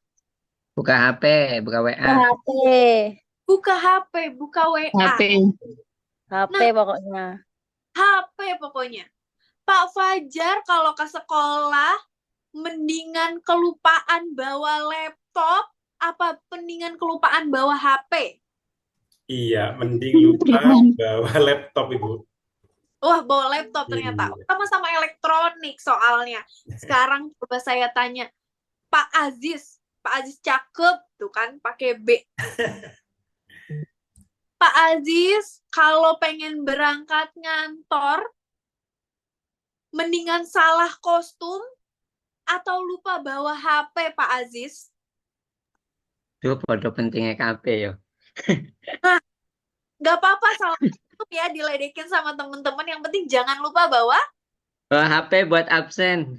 HP buat. Ada lagi nggak nih? Bu Ria kalau ke sekolah, halo Bu Ria Arum mana?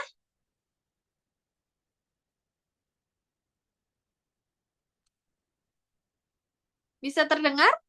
Atau boleh nih yang lain?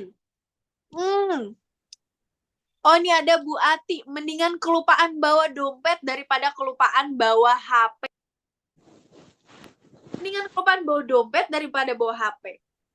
Jadi sekarang tuh kita sudah sangat relevan terhadap zaman karena kita kemana-mana bangun tidur ke terus handphone, HP. Walaupun yang mungkin guru-guru muda di sini nggak ada yang ngechat juga nggak ada, tapi ya jangan lupa bawa handphone. Yang bingung nih, saya kan bukan anak-anak muda, jadi saya rasa saya nggak terlalu relevan terhadap zaman. Tapi ibu-ibunya di sini udah bisa pakai Shopee, udah tahu TikTok Shop, lah itu namanya relevan terhadap zaman. Nyari-nyari di Google, apa nih ya, produk terbaru kecantikan, serum pemutih wajah, waduh, itu namanya kita sudah menggunakan AI lemah. Apa yang kita ketik bisa keluar. Atau di Google sekarang udah ada yang bisa pakai kamera. Jadi kalau ibu bapak bingung nih, ini namanya apa ya? Misalkan ibu bapak nggak tahu nih, ini apa nih ya? Ini saya nggak tahu nih namanya apa. Saya foto di Google Lens, di Google Kamera, saya foto nih. Cekrek, saya foto. Terus nanti Google tuh udah bisa ngasih tahu rekomendasi, wah ini tuh namanya tisu. Itu namanya tisu. Banyak nih yang mirip seperti ini. Jenis-jenis tisu itu juga udah ada banyak. Atau kalau lagi males ngetik, sekarang di Google udah bisa pencet voice. Udah kita bisa nyari nih. Produk skincare terbaru yang paling ampuh misalkan. Langsung keluar di Google. Atau ibu bapak udah pakai Shopee di foto. Nih produk kecantikan apa ini ya? Saya foto nanti di Shopee keluar. Loh itu namanya ibu bapak udah relevan terhadap zaman. Udah bisa pakai AI terbaru. Tinggal gimana caranya kita memanfaatkan itu dengan baik. Contoh, kalau misalkan kita bisa pakai Google, nyari sesuatu bisa cari di Shopee, bisa cari di Tokopedia. Berarti kita juga udah bisa pakai ChatGPT, Gemini AI, sampai di Canva juga ternyata sekarang udah ada AI-nya. Jadi kita bisa nanya apa aja. Cara membuat modul ajar yang benar. Apa itu P5? Cara membuat proyek P5 yang asik dan menarik. Nah, sekarang kita ubah deh searchingan kita jadi lebih bermanfaat untuk orang lain. Jadi lebih bikin konten-konten kita lebih edukatif. Karena ternyata kita udah relevan loh terhadap zaman dan kita juga sudah menggunakan teknologi-teknologi terbarunya. Tapi mungkin kita memang lebih senang memakai itu untuk kebutuhan kita yang lain, bukan untuk bermanfaat bagi orang lain. Seperti itu. Boleh di next? Nah, di sini saya mau Ibu Bapak Guru menganalisa kira-kira dari video-video tersebut, apa sih yang bikin naik? Apa sih yang bikin videonya tuh booming? Bentar, ini video ya? Iya. Bentar, berarti keluar dari share screen-nya. Bentar ya, Kak. Baik.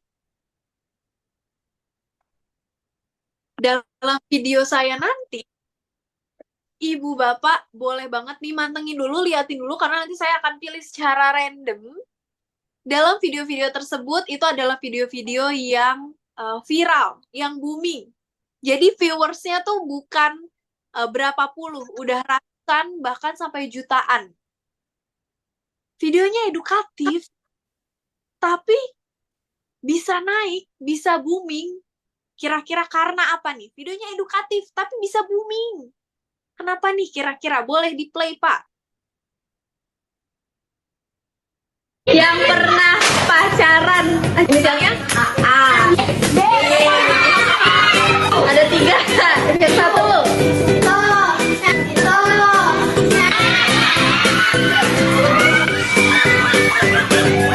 Pacaran tuh apa sih?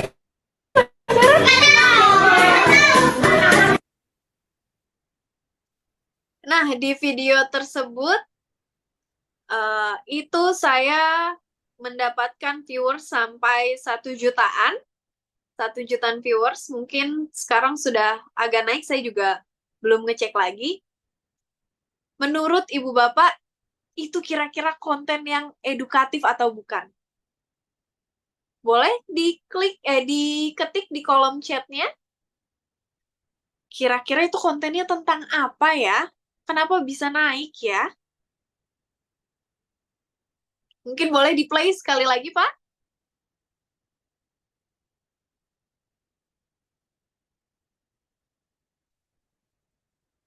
Yang pernah pacaran, misalnya A.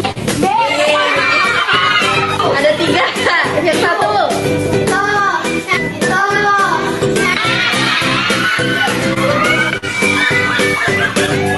Pacaran tuh apa sih pacaran? Nah, kira-kira apa isi dari konten yang saya buat itu? Ayo, kira-kira apa ya? Sebenarnya video yang saya buat itu adalah konten edukatif yang edukasi tentang pergaulan, Bu Erma, betul. Ada edukasi tentang pergaulannya juga. Apalagi nih kira-kira?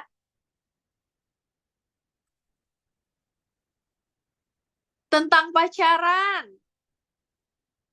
Betul kok, nggak salah emang videonya tuh tentang pacaran. Pacaran tuh apa sih? Tentang yang pernah pacaran, pergaulan sehat.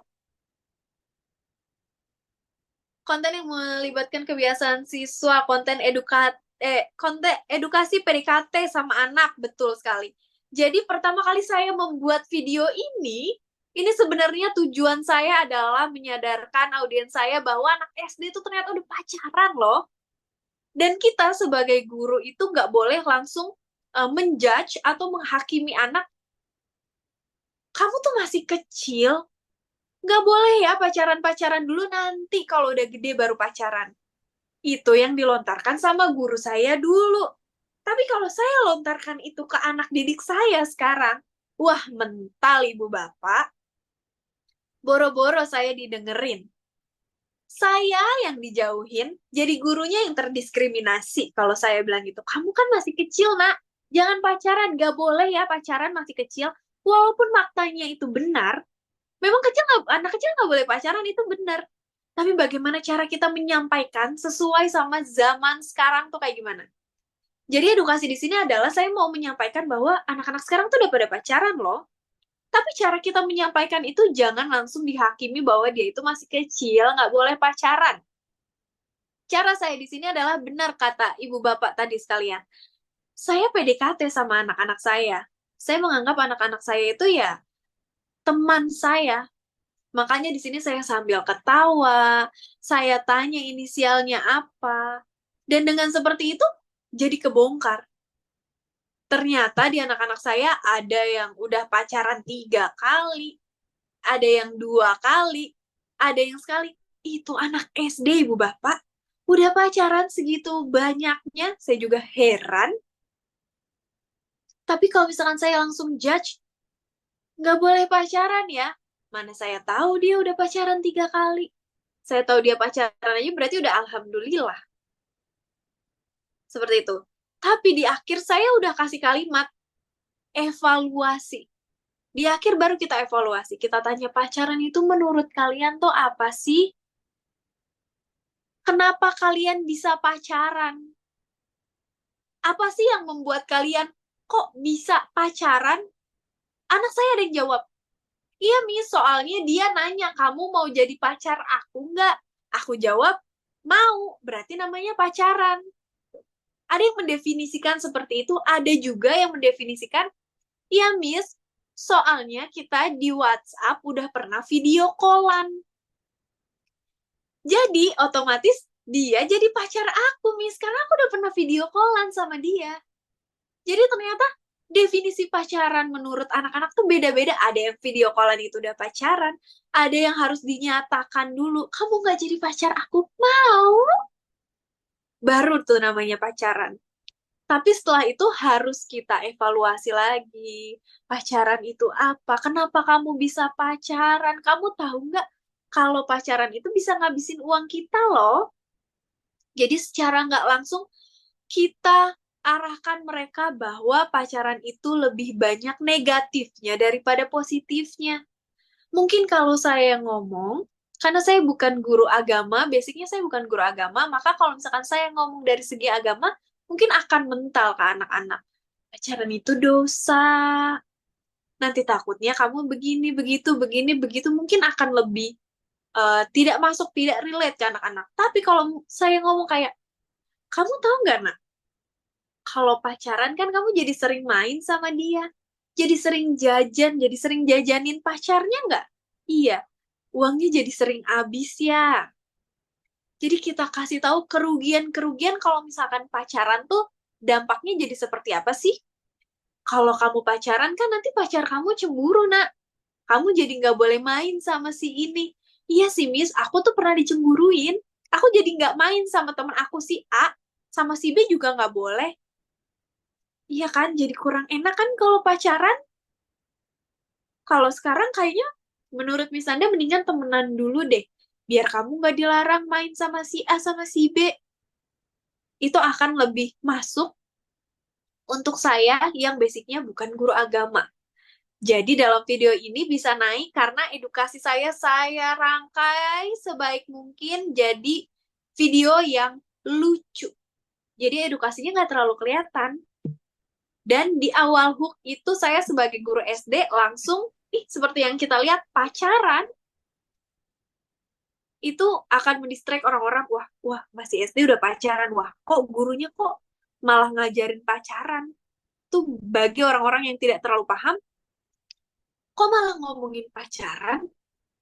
Kok gurunya nanyain ke anak-anaknya, anaknya pacaran atau enggak? Padahal hal itu memang harus kita tanyakan sebagai guru, sebagai wali kelas tuh harus kita tanyakan, Anak kita tuh senangnya sama siapa, udah pacaran atau belum, bagaimana perkembangannya dia. Salah satu hal yang memang harus kita tanyakan. Boleh di next ke video yang berikutnya. Nah, di sini kira-kira ini video tentang apa?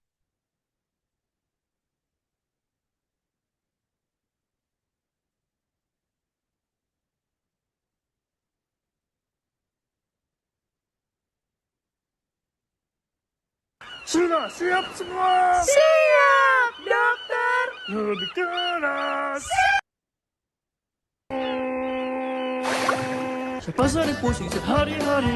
Hipertensi. Tantangan kabur kepala nyeri.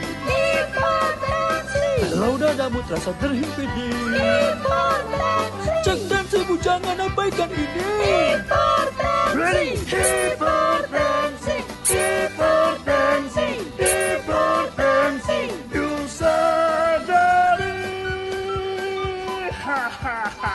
Ayo perhatikan ini. Nah, lucu sekali ya videonya. Nah, kira-kira menurut Ibu Bapak ini video tentang apa nih? Videonya cukup menarik menurut saya. Videonya juga naik. Dia tembus sampai 1-2 juta viewers. Ini beneran seorang guru loh Ibu Bapak. Ini beneran seorang dokter. Masya Allah, saya jadi salah. Pengetahuan tentang hipertensi. Ini namanya Dokter Alip. Pembelajaran IPA. Bener. Apalagi nih? Apalagi nih kira-kira? Boleh disetel lagi dong sekali lagi nih, lucu banget sebenarnya. Saya seneng banget ngeliatin konten-konten beliau. Edukasi kesehatan.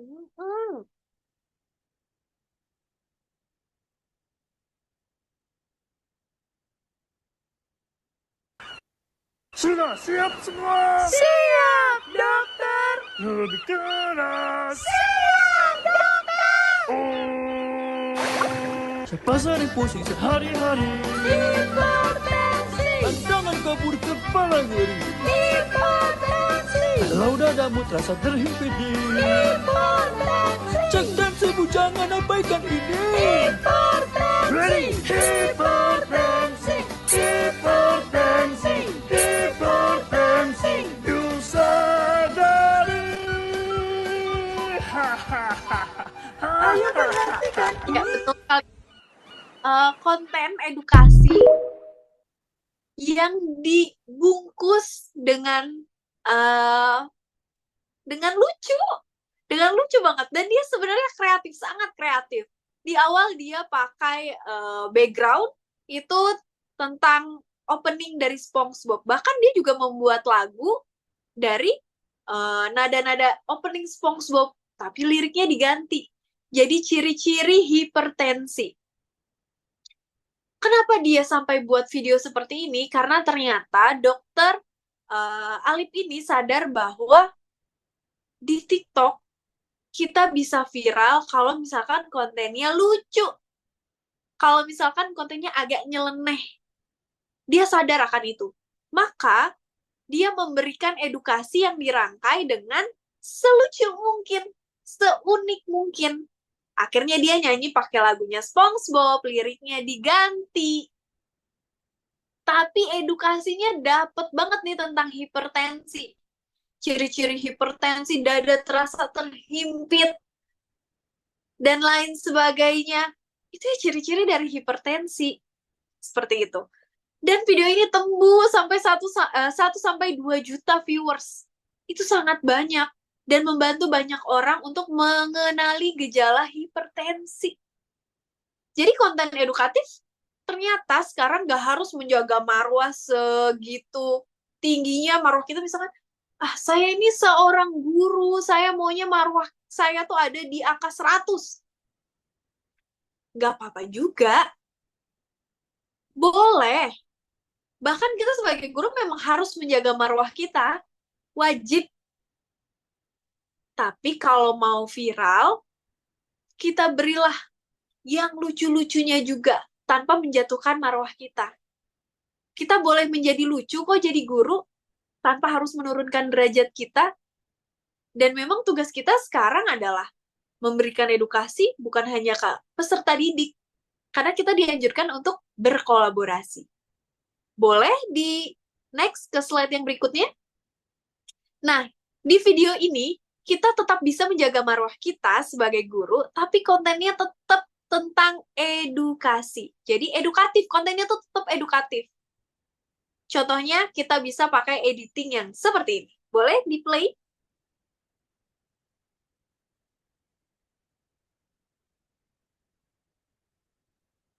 Dahului pemerintah, Winda Basudara akan membangun sekolah hingga cek keadaan ruang kelas di wilayah Papua. Ini menarik nih. Seriusan Winda Basudara bikin sekolah di Papua? Apakah sekolahnya sekolah gaming? Bukan nih. Sama-sama pembahasan dan episode 6. Ternyata di Papua itu ada sekitar 620.000 anak yang nggak sekolah di tahun 2024. Ini terjadi karena minimnya akses pendidikan, faktor ekonomi, dan sebagainya. Makanya Winda Basudara bikin sekolah alam bakti toleransi. Untuk sekarang sekolahnya belum jadi. Kemarin mereka baru aja peletakan batu pertama. Nanti kalau udah jadi, insya Allah bisa ngebantu anak-anak Papua buat sekolah dan dapetin pendidikan. Keren banget ya. Kalau sekolahnya udah jadi, akhirnya Bang Winda bisa ngelakuin absen beneran, bukan cuma di live. Winda juga bilang, kalau dia pengen audiens yang udah dia perjuangkan, diarahkan untuk tindakan kebaikan. Jadi, kalau ada teman-teman yang sempat bantu donasi atau ngeramein live-nya Bang Winda, hasilnya ya jadi sekolah ini contohnya. Netizen pada komen, gue sih malu kalau jadi pejabat di sana. Pemda di sana harusnya malu sih. Fungsi pemerintah apa? Nah, ini yang saya nggak bisa jawab nih. Kalau menurut gue gimana? Saya mau denger pendapat kamu. Nah, Ibu Bapak Guru pasti sering lihat kontennya beliau ya. Kontennya cukup edukatif, tapi dibalut dengan editing yang menarik. Jadi salah satu ciri khas dari kontennya beliau adalah dia pasti pakai background tentang apapun itu yang dibahas. Dia selalu duduk dan pakai background. Itu adalah salah satu ciri khasnya. Dan salah satu ciri khasnya juga dia rangkai dengan yang agak lucu, tapi nggak lucu banget. Salah satu contohnya tadi, si Wendah itu adalah seorang gamers. Jadi dia itu di konten YouTube-nya, dia tuh senang main game. Makanya di video yang tadi, dia itu bilang bahwa apakah akan menjadi sekolah gaming, apakah akan menjadi sekolah games, seperti itu. Walaupun nggak terlalu lucu, tapi itu adalah salah satu ciri khasnya dia. Lalu dia akan membuat wajahnya jadi ngezoom. Jadi benar-benar di depan layar dan ketawa, hahaha. Itu adalah salah satu ciri khasnya. Boleh Ibu Bapak dinotis dulu bahwa di kontennya dia, pasti selalu ada background, pasti ada celetukan tentang apa yang dibahas, seperti mau buat sekolah gaming, setelah itu nanti mukanya akan di-zoom dan dia akan ketawa, dan ketawanya itu selalu ada di tiap kontennya. Walaupun sebenarnya ketawanya juga nggak lucu-lucu banget. Boleh di-play lagi. Boleh Bu Bapak lihat dulu dari konten ini.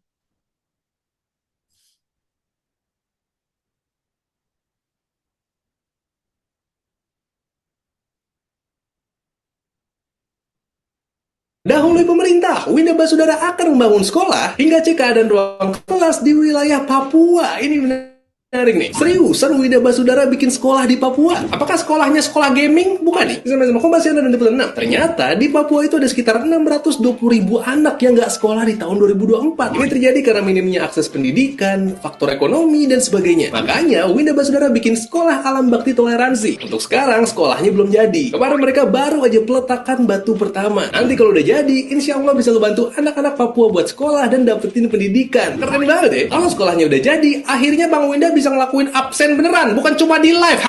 Winda juga bilang, kalau dia pengen audiens yang udah dia perjuangkan, diarahkan untuk tindakan kebaikan. Jadi, kalau ada teman-teman yang sempat bantu donasi atau ngeramein live-nya Bang Winda, hasilnya ya jadi sekolah ini contohnya. Netizen pada komen, gue sih malu kalau jadi pejabat di sana. Pemda di sana harusnya malu sih. Fungsi pemerintah apa? Nah, ini yang saya nggak bisa jawab nih. Kalau menurut gue gimana? Saya mau denger pendapat kamu.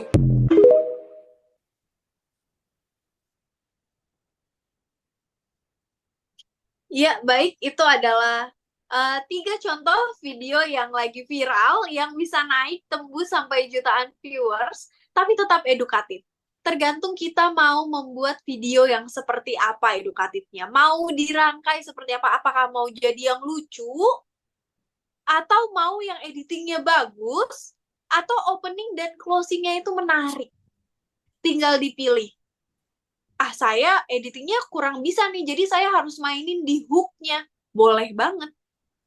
Saya di hook-nya agak kurang bisa nih, tapi saya punya ciri khas yang lucu nih. Ya udah saya pakai ciri khas saya dulu aja. Saya menonjolkan ciri khas diri saya sendiri dulu di fisik misalkan. Boleh juga. Cari tahu dulu ciri khasmu. Lalu targetkan audiensmu. Jangan lupa cintai profesi kita saat ini dan relevan terhadap zaman. Karena dengan itu akan membangkitkan, menggerakkan sikap kita terhadap apa yang mau kita kontenin, apa yang mau kita bagi ke teman-teman, dan semoga, dan saya harap, dan saya sangat berharap bahwa konten-konten Ibu Bapak selalu edukatif, mau relevan terhadap zaman, tidak harus tentang apa yang viral, karena kita adalah seorang guru, pasti digugu dan ditiru. Silahkan berkreasi dan semangat untuk menjaga marwahnya masing-masing. Sekian dari saya, kurang lebihnya saya mohon maaf dan saya balikan ke Pak Fajar. Wah, keren sekali. Terima kasih Bu Nanda Yurani. Pemaparan materinya luar biasa, sangat daging sekali. Tadi saya sempat mencatat, jadi kita kalau sebagai konten kreator itu bagaimana kita bisa menentukan audiens, mulai dari demografi, mulai dari psikografi sama geografi, terus yang tak kalah menariknya tadi ada hooks ya Bu Nanda ya, ketika 3-10 detik pertama itu adalah cinta pertama penonton ya. Terus ada goals, hasil akhir yang kita inginkan. Oke Bapak Ibu, kita buka sesi tanya jawab untuk 2 pertanyaan pertama, nanti bisa dijawab oleh Bu Nanda. Boleh raise hand dulu. Sebelumnya itu kita kasih apresiasi emoticon dengan buat Bu Nanda. Ya, oke. Oke, Bapak Ibu boleh raise hand. Ada Mas Muhammad Dafa. Mas Muhammad Dafa boleh on cam.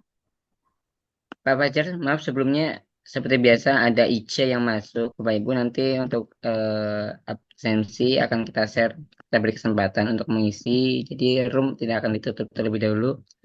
Jadi silakan stay saja di room setelah acara ini selesai. Oke, terima kasih Pak Aziz informasinya. Jadi Bapak Ibu nanti info link untuk presensi nanti akan dibagikan oleh tim panitia.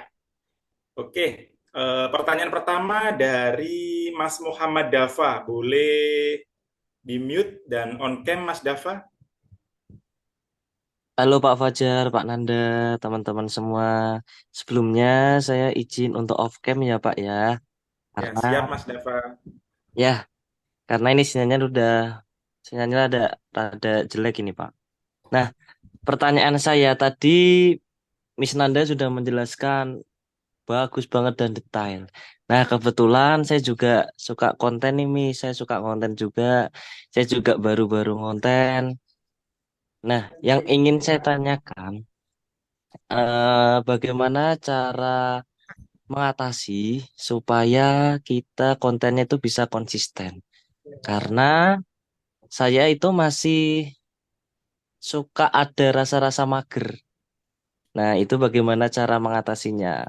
Sesuai dengan tipsnya Miss Nanda. Terima kasih. Oke, terima kasih Mas Dafa. Pertanyaannya lumayan keren sekali. Bagaimana Miss Nanda ketika kita sebagai konten kreator ini bikin moods-nya itu tetap semangat bikin konten. Ya. Baik, langsung dijawab ya. Ya. Masya Allah. Terima kasih pertanyaannya Pak Dafa. Ini salah satu yang saya rasakan di awal juga.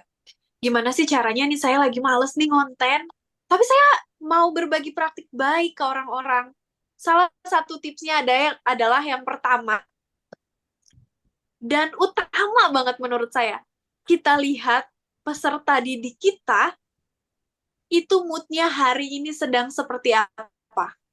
Kalau misalkan peserta didik kita moodnya itu lagi kurang baik, lagi bete, dijelasin cuma begini doang, nyender.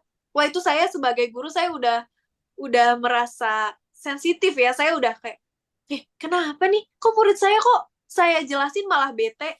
Nah, di situ saya pasti biasanya membuat inovasi baru atau games baru, ice breaking baru, cara untuk mengolah materi saya sebaik mungkin, entah dengan jigsaw. Terakhir saya memakai metode jigsaw biar anak-anak saya lebih semangat untuk mengerjakan tugas, dan itu adalah salah satu inovasi saya yang ya saya kontenin biasa aja. Gimana caranya biar nggak males? Kita buat kontennya sesimpel mungkin. Jadi pas lagi, contoh nyata, pas lagi anak-anak saya mempraktekkan metode jigsaw, saya cuma videoin aja, tapi saya ikut bermain di dalam metode jigsaw tersebut. Saya ikut lari, saya ikut ngeliatin anak saya, gimana nih pertanyaannya, apakah benar jawabannya. Saya ikut menemani anak-anak saya untuk mengawasi temennya, saya ikut semuanya. Tapi videonya cuma saya videoin biasa aja. Nanti pas lagi di akhir, agar videonya lebih simpel, kalau saya udah mood nih pulang sekolah, baru deh saya buat video saya sendiri dengan penjelasan metode jigsaw itu caranya kayak gimana sih. Metode jigsaw itu step-stepnya kayak apa aja sih? Step pertama apa, kedua apa, tugas-tugas anak-anak apa. Atau kalau nggak salah saya membuat video penjelasan tentang metode jigsaw itu pas lagi saya mau jalan-jalan. Jadi saya tuh buat videonya tuh Pak Dava lagi di mobil.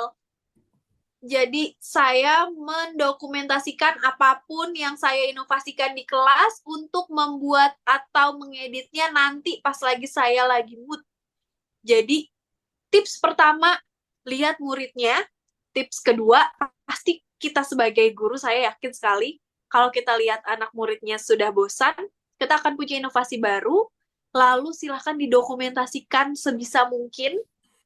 Dan yang ketiga, silahkan buat penjelasannya pas lagi kita lagi moodnya lagi bagus. Kalau moodnya lagi bagus, kita membuat penjelasan yang ketiga itu bisa membuat video sampai 5 atau 6. Jadi kita kumpulin dulu nih inovasi-inovasi kita. Pertama saya pakai metode jigsaw. Yang kedua saya mau ngelompokin anak. Yang ketiga saya pengen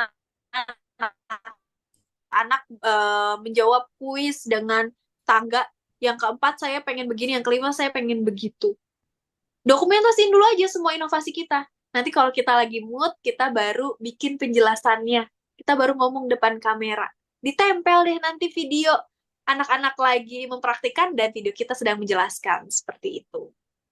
Wah, keren sekali. 3 tips dari Miss Nanda tentang kita menjaga mood kita biar tetap ngonten.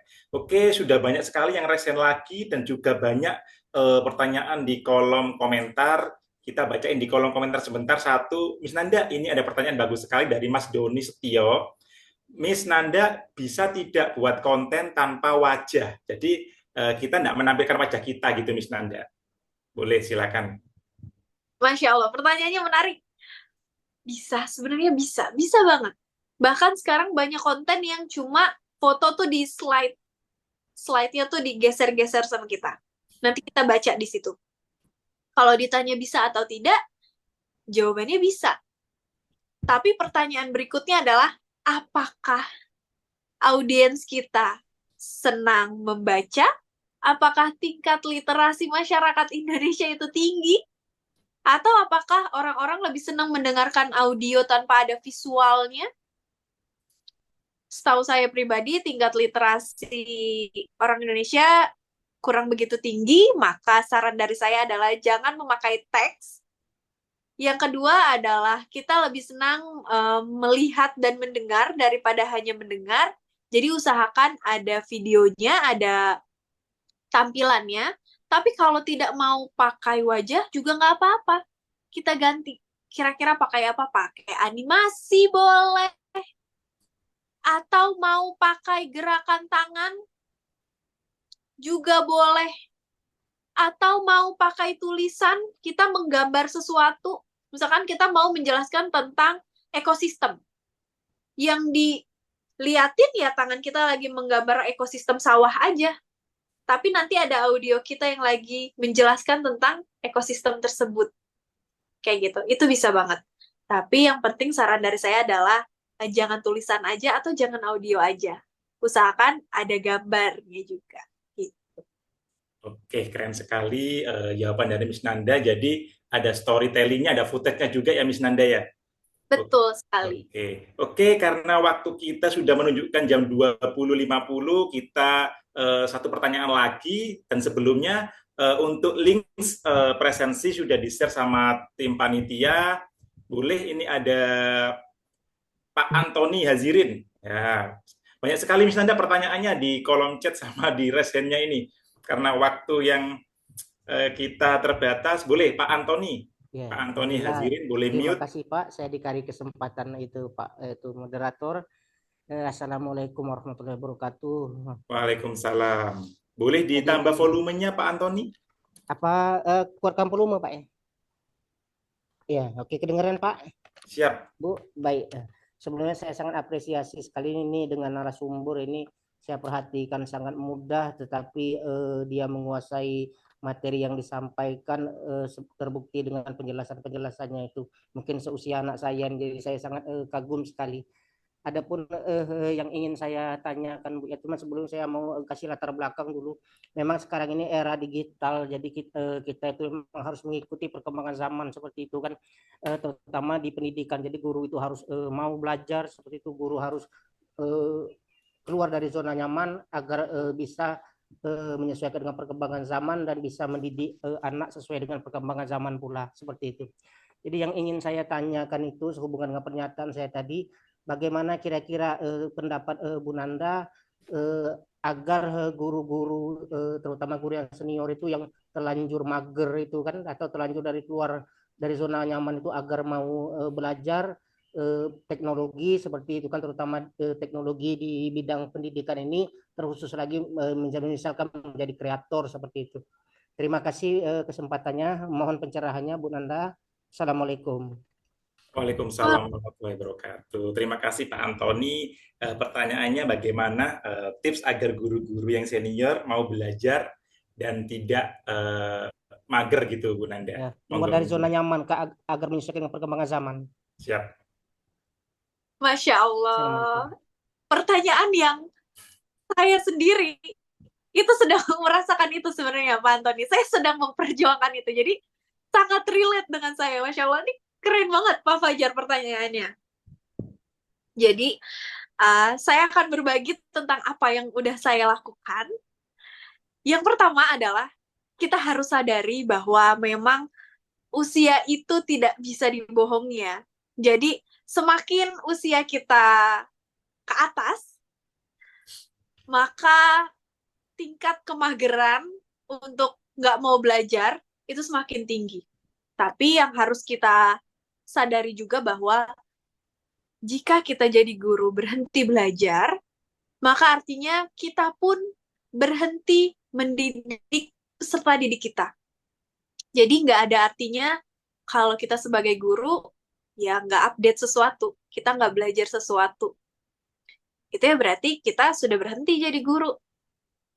Kayak gitu. Jadi saran saya yang pertama, tips dari saya yang pertama adalah karena kita sadar kalau guru-guru yang sudah lanjut usia itu lebih lebih sulit berusaha relevan terhadap zaman, maka kita rangkul mereka, kita gandeng tangannya untuk memperlihatkan bahwa relevan terhadap zaman itu ternyata semengasyikkan itu, seseru itu. Maka saya masuk kelas, saya kelas B, dan beberapa guru senior saya ada di kelas A dan di kelas C, jadi saya tengah-tengah. Setelah saya memakai proyektor dan laptop saya sendiri, biasanya saya oper ke kelas A atau ke kelas B. Misalkan di pelajaran saya itu tentang matematika tentang pecahan misalkan. Setelah saya selesai di jam pertama, di jam kedua, ternyata di kelas sebelah ada juga nih tentang pecahan. Saya berikan laptop saya berikan proyektor, saya bantu pasangin, dan saya bilang sama gurunya, Bu, coba pakai aplikasi yang ini seru banget, ini kayak COC loh Bu, Class of Champion. Jadi ibu tinggal duduk aja. Terus nanti anak-anak disuruh ngitung. Anak-anak suruh ngitung ini kira-kira hasilnya berapa. Nih Bu, kayak di COC nih Bu, kayak gini Bu videonya. Enak loh Bu buat ibu. Ibu duduk doang loh Bu. Tapi anak-anak pada semangat belajar. Nanti sambil kita pasangin, kita jelasin nih cara pakai si aplikasi tersebut. Terus kita kasih arahan ke anak-anak beliau. Terusnya nanti gurunya akan tertarik secara sendirinya. Kenapa? Karena itu ternyata menguntungkan dia juga. Dia jadi nggak jalan-jalan. Dia jadi nggak capek untuk nyamperin anak satu-satu. Dia jadi nggak capek untuk teriak-teriak. Anaknya udah pada anteng, lihat layar, ngitung. Jadi sebenarnya itu sangat menguntungkan. Tinggal bagaimana caranya kita membuat guru-guru yang sudah usia tertarik dengan sesuatu yang memudahkan mereka. Dengan mereka tertarik, maka nggak lama ya mereka akan relevan terhadap zaman. Walaupun resikonya memang kita harus sabar untuk bantu merangkul mereka yang sudah usia. Seperti itu. Wah, terima kasih, keren sekali. Terima kasih Bapak Ibu, antusiasnya luar biasa. Di pertanyaan masih banyak Miss Nanda, tapi karena kita keterbatasan waktu, nanti setelah ini ada closing statement yang memotivasi dari Bu Nanda untuk Bapak Ibu guru. Sekalian ini menjawab nih Miss Nanda, karena Miss Nanda tips dong buat video yang gokil di pembelajaran. Ya, sekalian closing statement motivasi dari Bu Nanda, luar biasa ini. Masya Allah, bismillah. Jadi salah satu cara untuk membuat video yang gokil adalah bagaimana cara kita mencintai profesi kita. Dengan kita mencintai profesi kita, maka akan banyak terobosan baru, akan banyak ide baru, akan banyak kreativitas baru kita di kelas. Segokil-gokilnya kita menjadi guru adalah seberapa cintanya kita terhadap profesi kita. Maka cintailah profesi kita dan relevanlah terhadap zaman. Tapi jangan lupa bahwa kita adalah seorang guru, seseorang yang digugu dan ditiru. Maka jagalah marwah kita karena tidak semua yang viral itu baik. Seperti itu. Yes, benar. Luar biasa dari Bu Nanda. Bapak Ibu, untuk yang masih penasaran atau tanya-tanya nanti bisa sharing mengunjungi Instagramnya Bu Nanda @NANDAYX Nanda YX ya Bu Nanda ya di Instagramnya. Kalau di TikToknya itu di mana Bu Nanda TikToknya? Di Harta Tahta Nanda. Atau kalau abis ini boleh banget tag kita ya. Oke, siap. Bapak Ibu nanti boleh tag-tag di Instagramnya Miss Nanda, syukur-syukur nanti di follow back ya. Oke, terima kasih Bu Nanda atas kolaborasinya hari ini, luar biasa. Banyak ilmu dan pengetahuan yang kami dapatkan dari Bu Nanda. Semoga lain kali bisa berkolaborasi. Salam sukses buat Bu Nanda, salam dan bahagia, salam buat keluarga Bu Nanda. Oke, Bapak Ibu, jangan lupa untuk 2 minggu lagi kita akan ada webinar dengan judul yang menarik juga. Ada trik editing CapCut dan branding diri, terus ada lagi trik public speaking dalam webinar. Tetap stay tune di klub digital bergema, ada di follow-nya di Instagram juga. Terima kasih kepada Ibu narasumber, Bu Nanda Yurani, kepada Mbak Faidah Naila, tim PMM BLPT, sama panitia tim klub bergema digital. Kami moderator mohon undur diri, salam buat keluarga semua, tetap bahagia dan menginspirasi, tetap berkarya, berbagi, berkolaborasi, dan menginspirasi Bapak Ibu. Oke, saya tutup pas di jam 21.00. Assalamualaikum warahmatullahi wabarakatuh. Waalaikumsalam warahmatullahi wabarakatuh. Ada foto bersama. Oke, foto bersama ya. Pak Ya, Ajis, Bapak mohon Ibu dibantu semua Pak Ajis. chatnya saya tutup ya. Foto Ya. bersama chatnya saya tutup dulu. Yang resen saya turunkan dulu ya Bapak Ibu biar nggak pegel. Ayo Bapak Ibu buka Sini, Kak. kameranya. Sini Kak, sini Kak, sini Kak. Iya. Buatnya Ya. bisa nonton ya. Oke, siap, ready. Alhamdulillah, slide 1 terbuka semua. Mbak Nanda hilang. Oh, ada lagi. Barusan hilang. Ya, di slide 1 ada tentu saja Mbak Nanda, ada Pak Ajis, Akira, Pak Fajar, Pak Rizky. Ada Bu Dian, Pak Henry, Bu Evi, Bu Fajar, Pak Fajar, Pak Wendy, Bu Fitria, Pak Rizky. Ya, pasang muka tercantiknya. 1, 2, 3. Cekrek. Oke, bunyi ya kalau di sini ya. Baiklah, saya beralih ke slide kedua. Alhamdulillah slide kedua masih ada beberapa yang terbuka. Kami hanya mengambil foto yang terbuka kameranya. Ada Bu Triana, Bu Fauzia, Bu Eni, Bu Solihatul, Bu Fitriani, Bu Juwita, Pak Suhaimi. Ya, mana muka tercantik dan tertampannya nih, siap-siap nih. 1, 2, 3. Ya, please Bu Fitriani. Baiklah, terima kasih sudah Pak Ajis. Terima kasih Mbak Nanda, TOP BGT, Pak Fajar. Terima kasih Mbak Nanda. Terima kasih Miss Ya. Yura. Terima kasih. Iya. Terima kasih semuanya. TOP BGT mana? Nanda. Materinya daging. Terima kasih Miss Yura. Semangat. Iya, daging banget materinya. Pokoknya malam ini kita jadi makin tahu bagaimana menjadi Bapak Agung. baik. Dan bayarannya Mbak Miss Nanda, karena Miss Nanda ya bayarannya 3M ya Pak Ajis ya.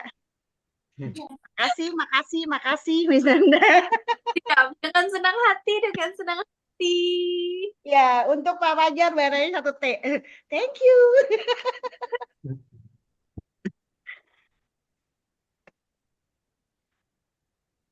Ya, sekali lagi Bapak Ibu terima kasih semua. Silakan yang ingin istirahat jangan lupa Terima kasih Pak Aziz. isi daftar hadir. Sama-sama Pak Rizky. Assalamualaikum. Waalaikumsalam. Terima kasih Mbak Nanda. Terima kasih Mbak Nanda. Mbak Nanda. TOP BGT.